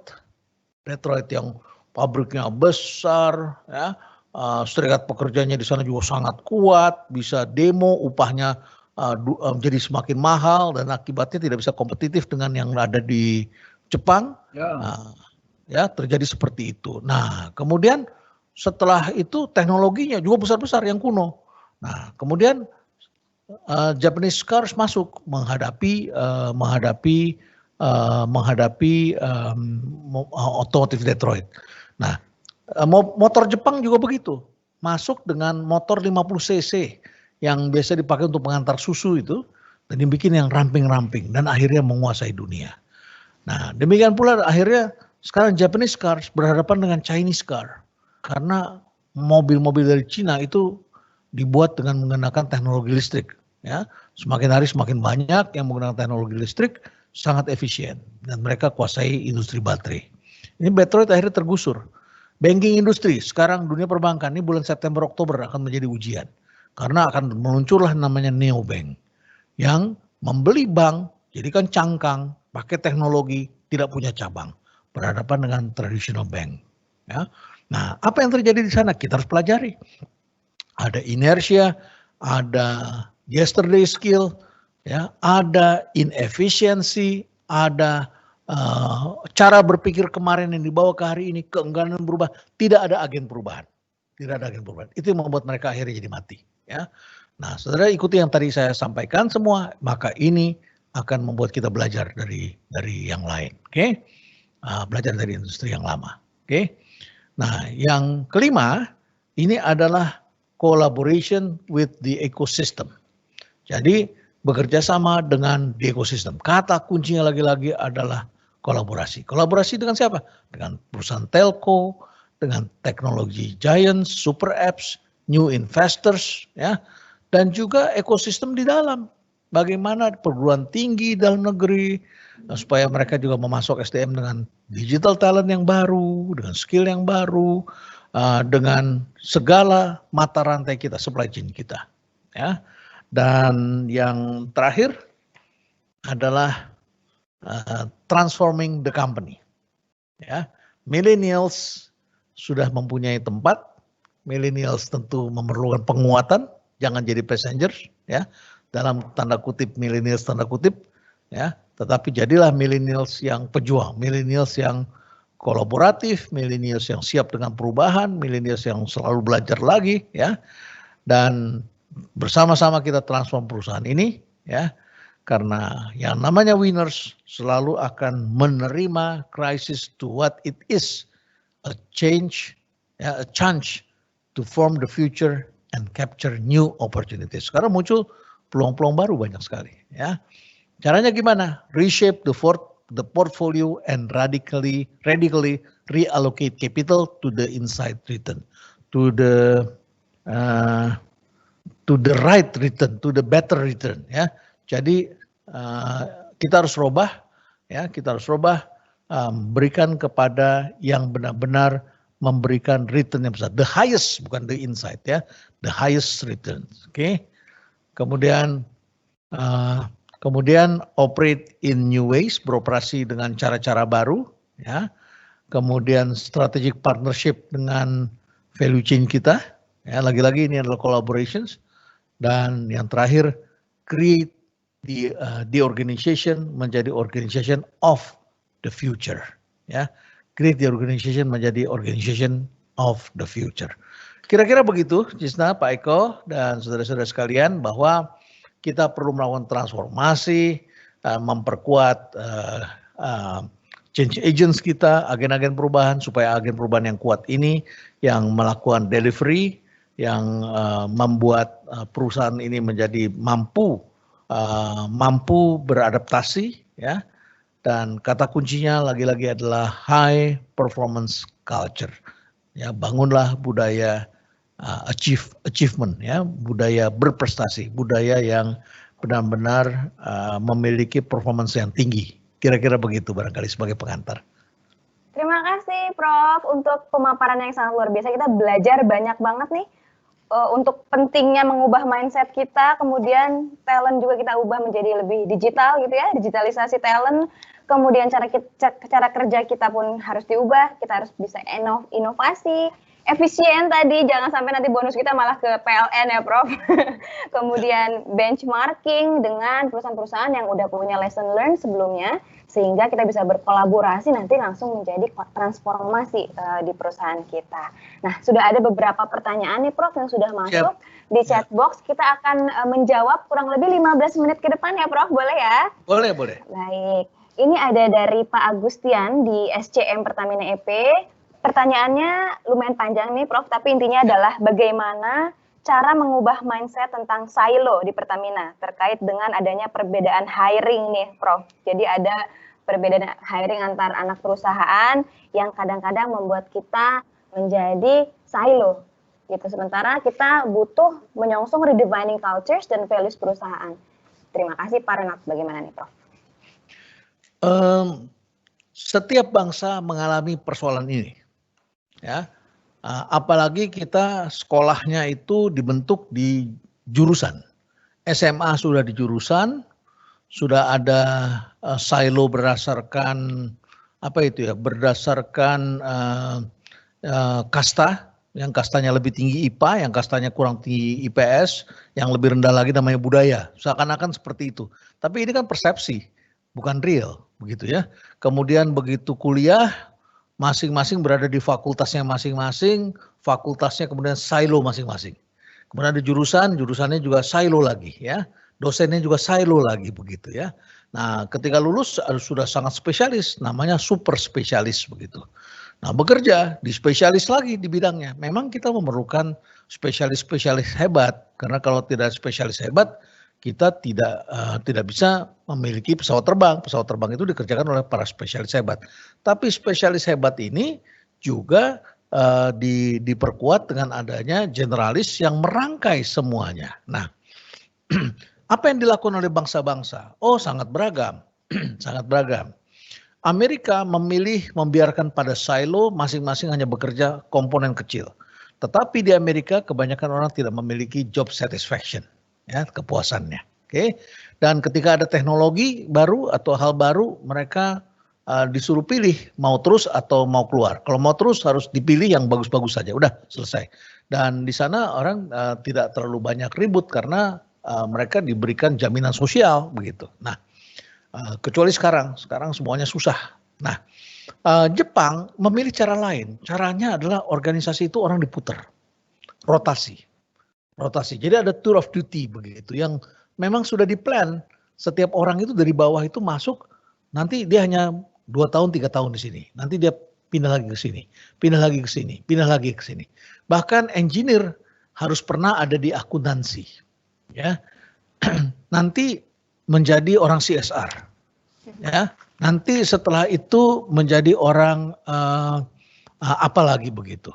Saya pernah punya kawan di perusahaan Jepang, mereka seorang engineer, dia terus dipindahkan ke accounting, dia minta berhenti itu, Saya punya kawan di Kompas, dia wartawan olahraga, dipindah menjadi wartawan ekonomi, dia minta berhenti. Dan ketika ketemu saya bilang, jangan berhenti, karena kamu sedang dipersiapkan untuk jadi direktur. Masa sih?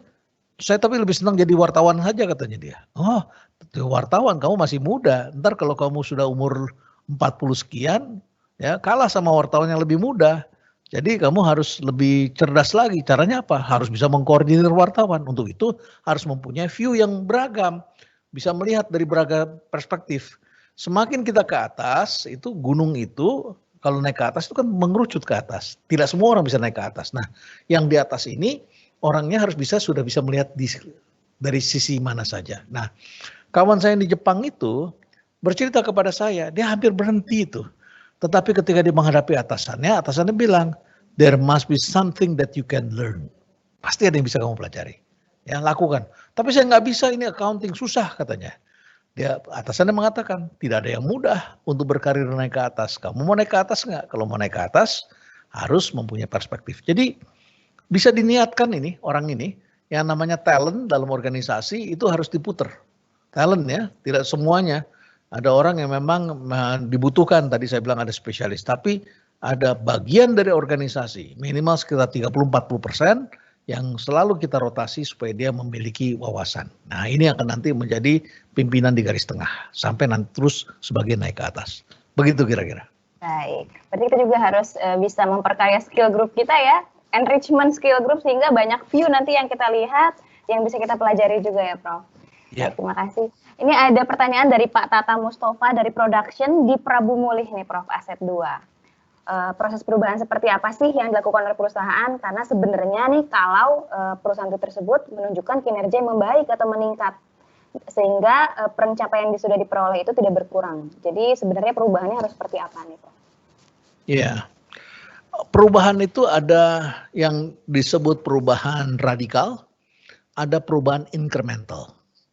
Incremental sedikit-sedikit dengan prinsip bahwa setiap saat selalu harus lebih baik dari kemarin. Jadi itu namanya renovasi. Renovasi, perbaikan, dan ganti elemen, ganti bentuk, bikin orang tidak bosen. Barangkali jendelanya sudah tidak cocok pakai bahan ini, barangkali bentuk gedungnya sudah di dalamnya sudah tidak cocok, barangkali lampunya sudah tidak cocok dengan zamannya, barangkali talenta-talenta muda kalau datang ke kita ini kesannya adalah penjara, bukan seperti tempat kerja yang menyenangkan. Ya, barangkali alat pembuat kopi harus kita ganti menjadi seperti kita berada di kafe, karena sekarang kita takut pergi ke kafe, ya, kafenya takut COVID ya, Prof.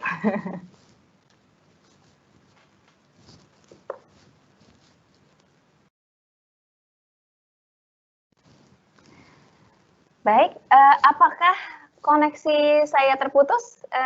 Mungkin? Tidak. Baik. Oke, baik. Baik, sepertinya terjadi lagi pemutusan koneksi. Ya. Oke, sudah balik lagi nih, Prof. Selalu kita ketemu sama koneksi-koneksi kayak gini ya, Prof ya. Ya, untungnya ini ada 3 jaringan, jadi satu mati, switch berikutnya. Oke, ya. Silakan, Prof. Oke, tadi sampai di mana ya tadi ya? Tadi sampai di mana ya, saya juga jadi lupa nih Prof. Oke, intinya pertanyaannya adalah bagaimana kalau sebenarnya perusahaan itu tuh rasanya production-nya juga udah baik gitu. Jenis perubahan ya, perubahan seperti apa ya. Nah jadi selalu ada hal yang lebih baik karena ada teknologi baru, ada cara baru, ada yang lebih cepat begitu ya, lebih efisien. Ibarat gini deh ya, ini dulu ponsel ini, dulu besarnya ini adalah 2 gedung barangkali ya, dan dikerjakan oleh orang-orang yang harus pindah-pindah, energinya banyak sekali. Tapi sekarang semakin kecil, kapasitasnya semakin besar, speednya makin tinggi, energinya juga semakin sedikit. Kalau kita nggak ganti, ya kita kan jadi kuno, kita tidak efisien. Kita kasih bonus kita ke orang lain, nah, kita harus ganti. Ya, nah, menggantinya ini kita mengalami yang namanya sunk cost trap. Ini setelah accounting ini, sunk cost. Sang itu kan tenggelam, ya, cost. Kalau kita udah keluarin jadi gedung, ya itu kan sudah tenggelam di situ. Biaya kita sudah jadi gedung. Ternyata sekarang gedungnya ini nggak efisien. Kita harus rubuhkan. Kita harus pakai lantainya itu pakai apa? Pakai coating yang healthy-nya, standarnya memadai lah untuk mencegah COVID ini. Nah, terus kemudian ketika kita lakukan, ini kan jadi sunk cost nih, biaya yang hilang. Contoh yang paling gampang itu misalnya Anda lihat deh, ada gedung kalau di Jakarta nih, ya pasti pernah ke Jakarta kan ya, di depan stasiun apa itu, stasiun Tebet ya, Kampung Melayu, Tebet ya, itu di atas Jalan MT Haryono ada satu gedung. Saya pernah masuk ke dalam ya, ada security masih ada jaga, rumputnya sudah tinggi-tinggi. Karena saya mesti muter, dibantu untuk boleh puter di gedung itu.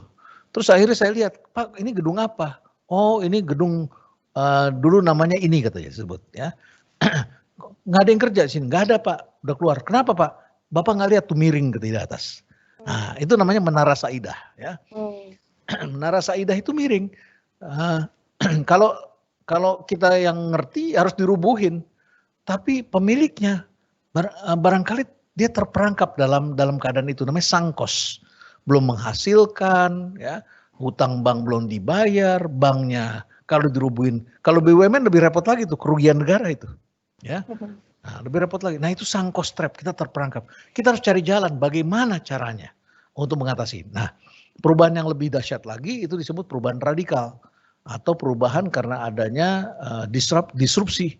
Ya, disrupsi adalah perubahan yang terjadi karena yang lama udah nggak relevan lagi. Terpaksa kita harus bikin yang baru sama sekali, ciptakan cara baru, alat baru, bisnis model baru dan lain sebagainya. Kemungkinan akan terjadi, kemungkinan itu harus kita lihat.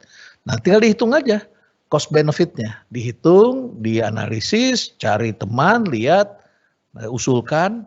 Nah, toh kita melakukannya bersama-sama, tidak sendirian. Kira-kira begitu. Baik, berarti tidak mesti production kita menunggu nurun ya Prof ya, justru memang kita harus selalu berubah. Baik, ini ada pertanyaan dari Inyoman Dimas dari fungsi drilling.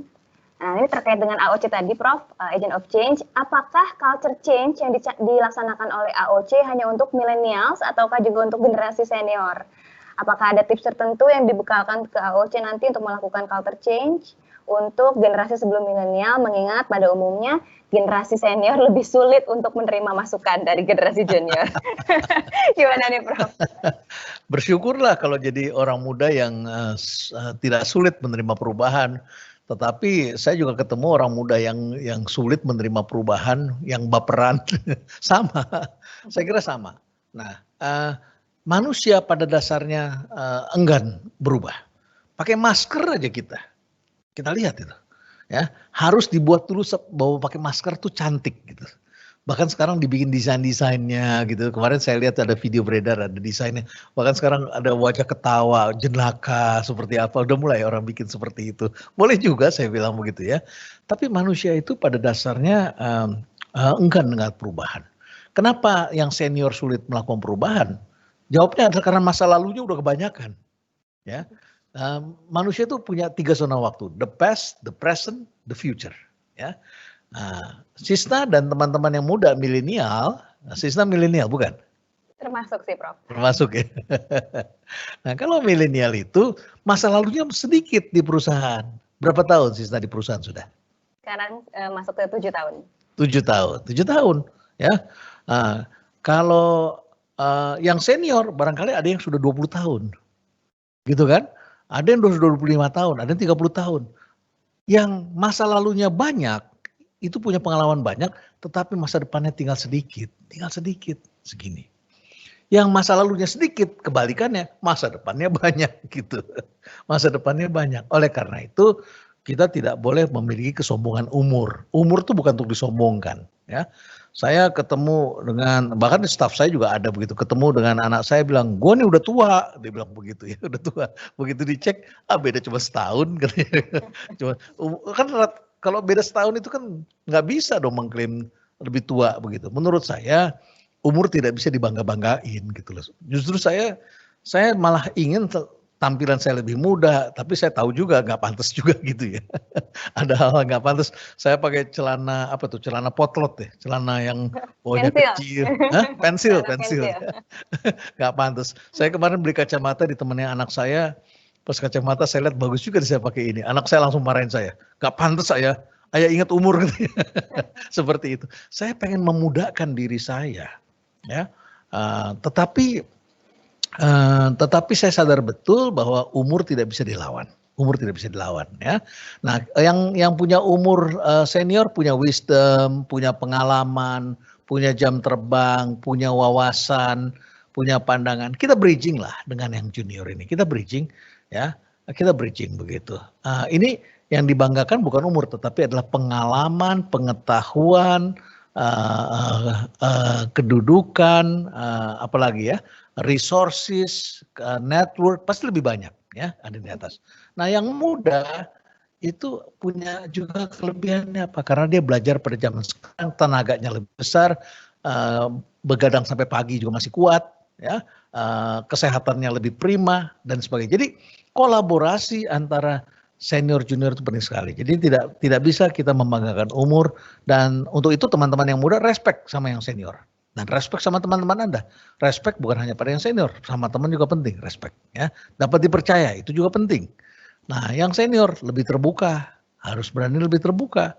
Dengarkan, ya, kasih pandangan, ya, bangun itu high performance culture, nilai orang dengan objektif, berikan empati untuk perubahan dan lain sebagainya. Jadi culture change ini tidak hanya untuk milenial tapi untuk semuanya. Bahwa banyak yang milenial terlibat, ya karena milenial ini diharapkan menjadi agen perubahan ke depan.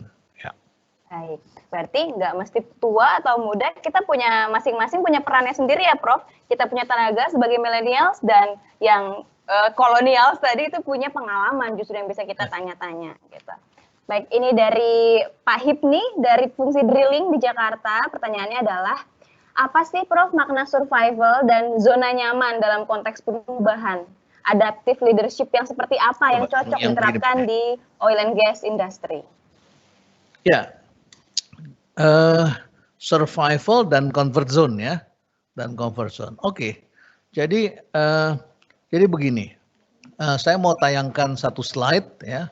Jadi menggambarkan bagaimana semua orang sebetulnya menghadapi satu situasi, begitu ya, satu situasi. Nah, situasi yang berulang-ulang ini pasti akan membuat kita menjadi lebih comfortable, ya, karena manusia itu ingin menjalankan sesuatu yang sifatnya predictable, dapat diduga. Kita bisa mereka apa yang akan terjadi kalau kita jalan lewat jalan sini misalnya ya. Dan manusia yang kita temui di perjalanan juga sama. Kalau nggak percaya coba aja naik kendaraan umum deh. Naik kereta api komuter atau naik pesawat terbang, jangan pesawat terbang agak sedikit beda ya.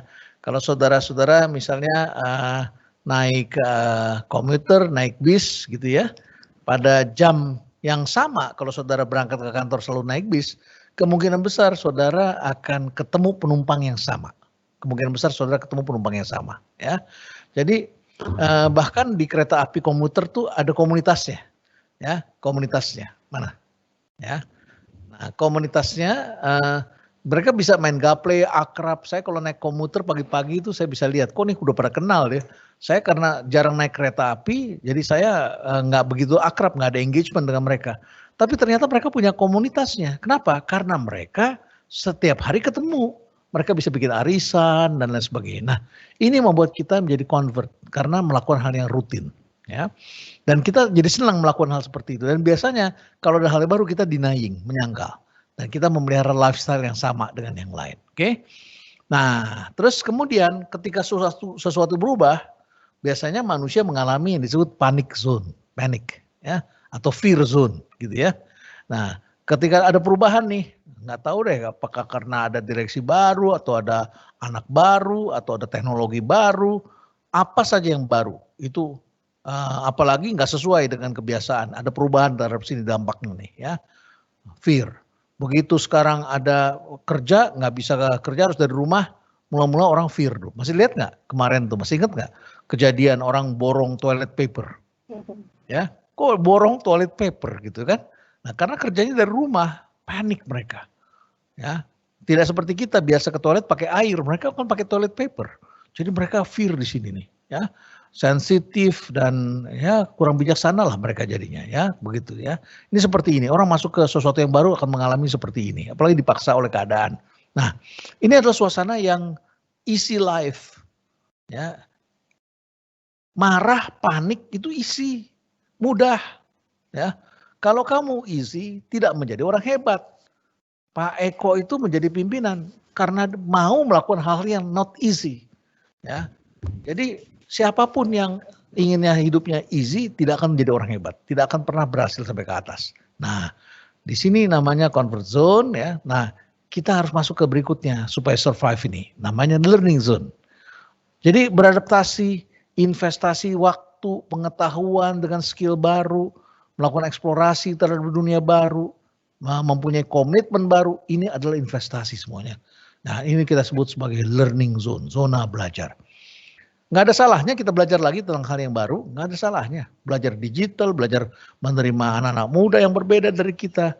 Saya 30 tahun lebih di kampus, dan setiap tahun saya lihat anak muda baru yang berbeda, dan setiap saat orang generasi saya menganggap anak baru itu kurang ajar gitu. Karena kita nggak tahu caranya gitu ya. Cara ngomongnya udah beda dan lain sebagainya. Nah, ini masuk lagi ke tahap berikutnya. Nah, kalau saudara hanya mereka yang learning lah, maka akan growth. Hanya perusahaan yang learning lah, yang mau menghadapi masa susah lah akan growth gitu ya. Nah ini more difficult life di sini nih ya. Jadi more difficult life akan dialami mereka yang learning. Siapa bilang belajar itu enak? Ya. Sisna udah ambil S2 belum? Belum, Prof. Belum. Coba ambil S2. Kalau lihat orang S2 seneng. Tapi begitu kita sekolah kurang tidur, mau ujian panik, ya. Mau baca buku nggak bisa-bisa, dapat nilai jelek, lemes, ya, ngomel, pergi orang-orang bisa jalan-jalan ke mall, kita harus berangkat ke kampus. Begitulah, ini adaptasi baru, learning zone, ya.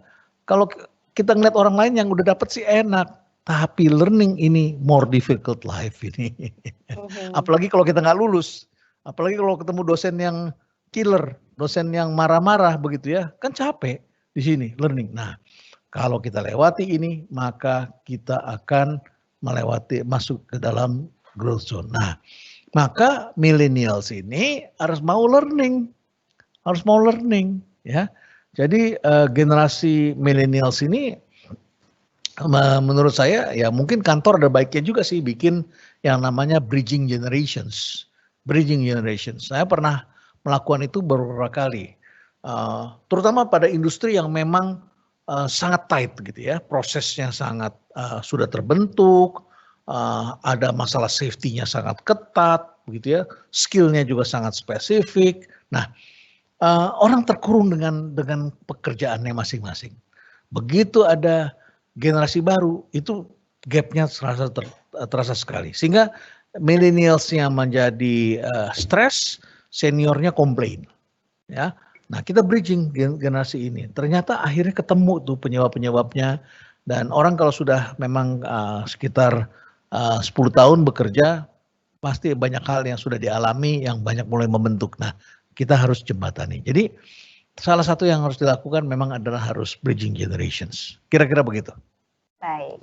Berarti tadi untuk pindah dari comfort zone memang pasti akan kita ketemu sama panic zone, tapi nanti kita akan learning dan juga pasti nanti akan kita growth ya pada akhirnya, Prof ya. Baik, ada pertanyaan lagi dari Pak Abdullah di kantor pusat. Nah, dia mungkin ini agak-agak curhat nih, Prof. Bagaimana cara menyikapi proses kerja di kantor yang kadang tidak terstruktur, semacam palu gada. Lo mau gue ada, pokoknya semuanya tuh kerjaannya numpuk di dia. Nah, itu gimana nih, Prof? Ya,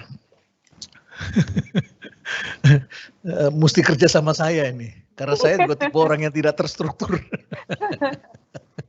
Saya orang yang saya mungkin paradoks, saya orang yang dalam hal tertentu saya terstruktur, tapi dalam hal dengan anak-anak saya yang muda-muda, saya unstructured.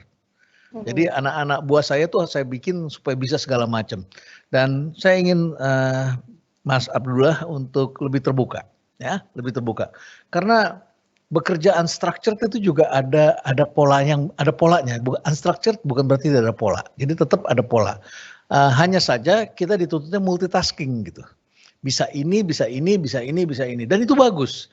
Membuat kita kaya dengan perspektif. Ya, ambil hikmahnya dari situ, ambil hikmahnya. Nah, atasan kita yang tidak terstruktur, tugas bawahan adalah menstructure itu. Menstructure. Jangan lupa, kolaborasi itu juga membuat Anda bisa engage dengan yang lain. Bagi pekerjaan dengan teman-teman. Kan kita punya teman. Kalau kita teman kita kurang pekerjaan, kita libatkan. Bisa nggak? Tapi jaga rahasia ya. Dan lihat dulu mana yang boleh di-share, mana yang tidak boleh di-share. Kalau atasan percaya sama kita dan tahu, kita harus bisa tahu tuh mana yang tidak boleh di-share ya. Dan jaga kepercayaan gitu dengan atasan kita. Kalau atasan kita mengatakan ini rahasia, hanya boleh kita, itu adalah tanggung jawab kita. Lebih baik kita letih karena kebanyakan pekerjaan daripada letih karena tidak punya pekerjaan. Ya, karena tidak punya pekerjaan itu meletihkan juga. Ya, jadi tugas kita adalah memang menstrukturkan itu. Oke, jangan ikut-ikutan menjadi ruwet. Ya. Oke, baik. Jadi sebenarnya ya nggak salah juga ya, Prof. Artinya kita masih dibutuhkan gitu kan ya di perusahaan tersebut, kita bisa masih kontribusi yang banyak gitu. Baik, ada pertanyaan dari Mas Anin Dito di Exploration PEP. Salam perubahan. Terima kasih Prof Renal atas sharingnya. Some people don't like change, but you need to embrace change if the alternative is disaster. Itu kata Elon Musk. Bagaimana caranya meningkatkan sense of crisis ini tersampaikan ke semua setiap elemen organisasi agar dapat menjadi energi positif membawa eksponensial inovasi, tidak hanya linear inovasi. Bagaimana, Prof? Pertama, tingkat penerimaan orang terhadap krisis itu tidak sama. Ya, sama seperti kita lihat grup WA. Ya, kita lihat grup WA, teman SMA atau teman kuliah, reaksi mereka terhadap COVID itu tidak sama. Ada yang gembira, ada yang panik, ada yang marah-marah, ada yang setiap hari nyebarin berita buruk. Ya, yang jumlah kematian, ya, jumlah kematian, jumlah orang yang korban, yang dia fokus adalah yang mati, bukan yang sembuh. Ya, yang dia fokus adalah jumlah orang yang sakit yang tertular. Terus dia kirimkan video-video yang orang tidak bertanggung jawab dan lain sebagainya. Marah dia setiap hari. Ini tiap orang tidak sama, tidak sama. Oleh karena itu, maka sense of crisis ini kalau kita menubuhkan, kita harus mapping, harus lihat siapa ini. Nah, dari sejumlah orang ini kita tahu ada orang yang namanya sudah siap dengan berubah. Jumlahnya nggak banyak. Barangkali dalam organisasi itu yang benar-benar menjadi champion hanya 2%. Ya, dan ini sesuai dengan siapa itu ya? Dia mengatakan itu, ada seorang filsuf mengatakan only 2% of people think, ya, only 2% of people think, gitu dia bilang. Hanya 2% dari jumlah orang di dunia ini yang berpikir gitu ya. Kemudian 10% lagi think that they think. 10% lainnya mengatakan ya sudah berpikir, dia pikir bahwa dia sudah berpikir. Ya, and the rest itu lebih baik gua mati daripada harus berpikir katanya. Ya, nah jadi ini George Bernard Shaw, ya, seorang filsuf yang seorang budayawan, ya, sastrawan, dia mengatakan begitu. Saya pikir dia benar gitu ya. Banyak orang yang nggak mau berpikir, banyak orang yang kebawa perasaan dan lain sebagainya. Jadi kita mapping. Nah, teori perubahan mengatakan kalau kita ingin membuat perubahan terjadi, sama seperti kita melakukan penghijauan di suatu daerah yang tandus. Ya, apa yang harus kita lakukan? Tanamlah bibit pada tanah yang subur. Jangan menanam bibit di atas batu. Ya, jangan menanam bibit di atas tanah yang tidak ada unsur haranya. Jadi saya lihat ada satu orang di India yang melakukan penghijauan. Ya. Dia tanam bertahun-tahun daerah-daerah tertentu yang subur dia tanamin. Sekarang itu menjadi habitat. Ada harimau ke situ, gajah datang karena itu jadi tempat makanan. Dan mata air datang dan sebagainya. Jadi hijau. Nah, kalau kita tanam di batu, kapan batu berubah jadi tanah? Nggak akan pernah. Gitu ya. Jadi ada sekitar 10% memang yang nggak bisa kita kasih sense of crisis. Gitu ya. Tapi sisanya di tengah-tengah ini bisa kita robah. Nah, jadi kalau kita lakukan penghijauan, kita tanam daerah-daerah yang subur, nanti setelah jadi hijau, kita lihat dari jauh, kita masuk ke gunung, kita lihat di sana. Di daerah sekitar yang batu, udah sekitarnya kan banyak pohon. Tapi di antara pohon-pohon itu ada batu. Kita kan ingat dulu, oh ini dulu batu yang saya nggak tanam. Dan dia tetap jadi batu, tidak pernah jadi tanah. Ya, tapi gunungnya sudah berubah menjadi hijau karena kita melakukan penghijauan. Jadi jangan terlalu ambisius 100% semuanya harus kita robah, tapi lakukan kampanye, lakukan aktivitas, bikin event, bikin komunikasi yang memadai, sampaikan informasi sehingga kemudian mayoritas orang itu mau melakukan perubahan dan menerima perubahan, tidak mencaci maki kegelapan. Baik. Jadi memang tidak ada hal-hal tertentu yang tidak bisa kita ubah, tapi kita nggak usah kefokusin ke sana ya Prof ya. Kita rubah saja apa yang kita bisa lakukan sekarang. Ya, nah, ini kayaknya last question. Strateginya. Jadi ada platformnya kan, ada cara yang ada petunjuknya. Nah itu kita lakukan di situ. Iya, oke, baik. Ini adalah pertanyaan terakhir Prof dari Bunyu, dari Mas Cesar di Fungsi Finance. Apakah Pertamina masih perlu strategi jangka panjang atau goals jangka pendek saja serta tata nilai dasar saja? Karena pergantian pimpinan begitu cepat terjadi dan strategi yang mereka bawa tidak terlihat atau tidak begitu dirasakan hasilnya karena berbeda pimpinan, berbeda pula strategi dan kebijakannya. Terima kasih. Silakan Prof. Setiap pimpinan datang mewakili zamannya. Setiap zaman ada orangnya, ya. Tidak usah khawatir mau panjang mau pendek, kita jalankan yang terbaik. Dan setiap orang itu adalah penyambung circle kehidupan. Kalau kita bermain game, ini banyak yang tidak tahu, game itu ada 2 macam. Saudara bekerja itu juga ada 2 macam. Jangan sampai saudara menempatkan game yang salah pada waktu yang berbeda. Ya, pertama ada yang disebut infinite game, game jangka panjang. Ya, tak terbatas waktunya. Yang kedua ada yang disebut finite game. Finite game itu game jangka pendek. Game jangka pendek itu menang-menangan. Misalnya kita main 45 menit main bola, sepak bola. 2 kali 45 menit. Setelah selesai bermain itu ada pemenangnya, ya. Sudah ketahuan siapa pemenangnya. Kalau nggak ada perpanjang 2 kali 15 menit misalnya, atau satu kali 15 menit dulu gitu ya. Nah, jadi game jangka pendek aturannya tetap, ya, jelas, sangat spesifik, caranya spesifik, timnya jelas, siapa lawan siapa, 2 kali 45 menit selesai. Ya, game menang-menangan. Oke. Yang kedua adalah infinite game. Game kehidupan. Saudara berkarir itu adalah bukan main sepak bola. Saudara penyambung kehidupan. Nah, saudara berkarir di Pertamina, apalagi di Pertamina, orang bekerja itu jarang yang bekerja cuma 3 tahun, 4 tahun, 5 tahun sudah berhenti, jarang. Ya, rata-rata mencintai perusahaannya, ininya bagus, salary-nya bagus, jaminannya bagus, ya, perusahaan besar, reputasinya tinggi, ya, banyak yang bisa dikerjakan di Pertamina. Nah, ini game jangka panjang. Saudara mungkin berkarir di Pertamina bisa 30 tahun. Kalau saudara maunya hanya 2 tahun ya saudara main-main menang-menangan. Tapi kalau saudara mainnya kalau pengen 30 tahun, pengen jadi direksi, pengen pensiun dengan punya keluarga yang baik, punya rumah, saudara berpikir jangka panjang, long term. Apa bedanya? Bedanya adalah kalau saudara mainnya jangka pendek, ya saudara hanya main menang-menangan. Ya, siapa yang menang, siapa yang kalah. Main jangka panjang, saudara mainnya kolaborasi, kerjasama. Saudara mainnya kerjasama, perbaiki terus-menerus, ya. Ibarat kita menikah itu bukanlah game jangka pendek.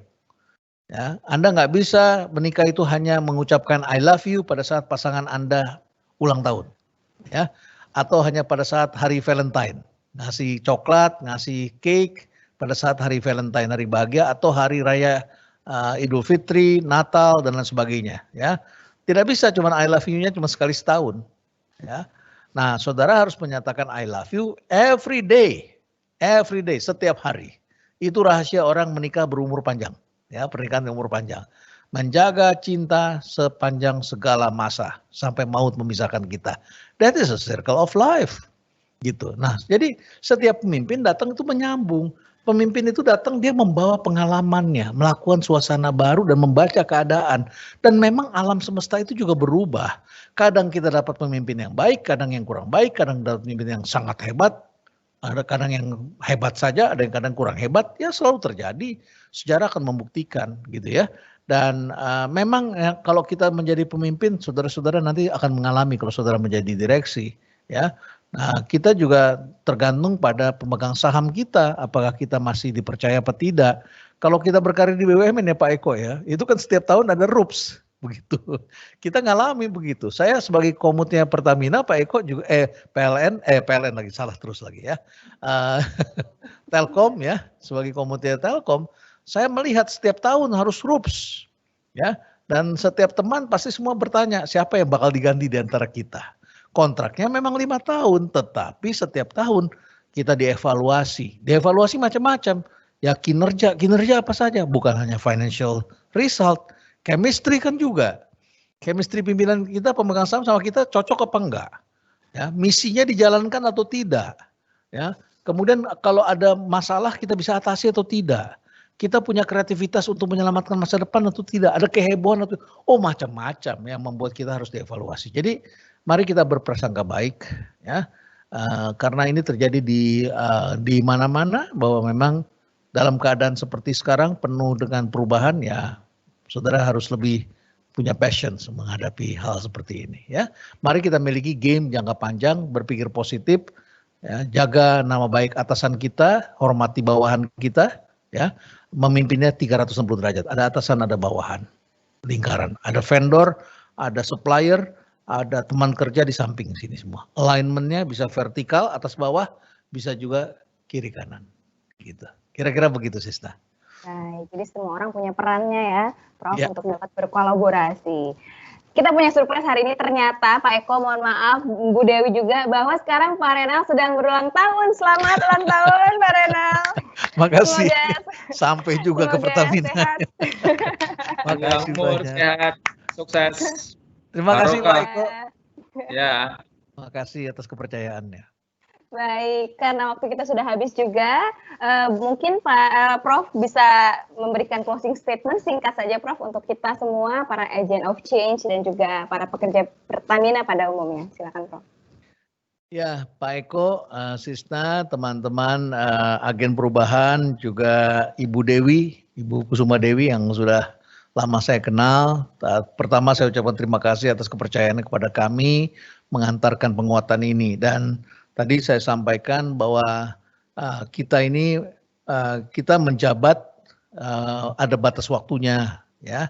Tetapi kita melakukan game yang disebut dengan game of life, infinite game. Ya, kita menyambung mata rantai kehidupan. Kita bisa berganti, tetapi kehidupan berjalan terus. Pertamina EP akan jalan terus, Pertamina akan maju terus. Ya, oleh karena itu maka game kita adalah game yang melanjutkan kehidupan. Dan ibarat tanah tidak bisa hanya ditanam saja, harus juga dipupuk, harus bisa disiram. Maka bridging generations itu penting. Saya merekomendasikan ada program bridging the generations, ya.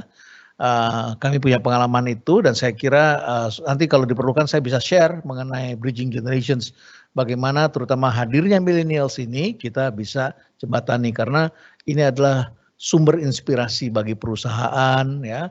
Menterinya juga banyak yang muda sekarang, yang senior juga ada, bisa bekerja sama kita semua. Nah, mari kita hadapi perubahan ini dengan kepala dingin, jauhkan dari rasa takut. Bangun kultur yang saling menghormati, saling percaya, ubah political mindset, ya, dan juga berani mengeksplorasi dunia baru. Karena saudara-saudara bekerja di unit eksplorasi, mengeksplorasi kehidupan, mencari hal yang baru, dan saudara harus siap menghadapi perubahan. Ya, kira-kira itu barangkali ya. Semoga kita sukses, semoga Bapak Ibu juga selalu sehat dan diberikan kekuatan, diberikan kesehatan yang cukup untuk menghadapi masa-masa yang sedang kita hadapi seperti ini. Terima kasih. Wassalamualaikum warahmatullahi wabarakatuh.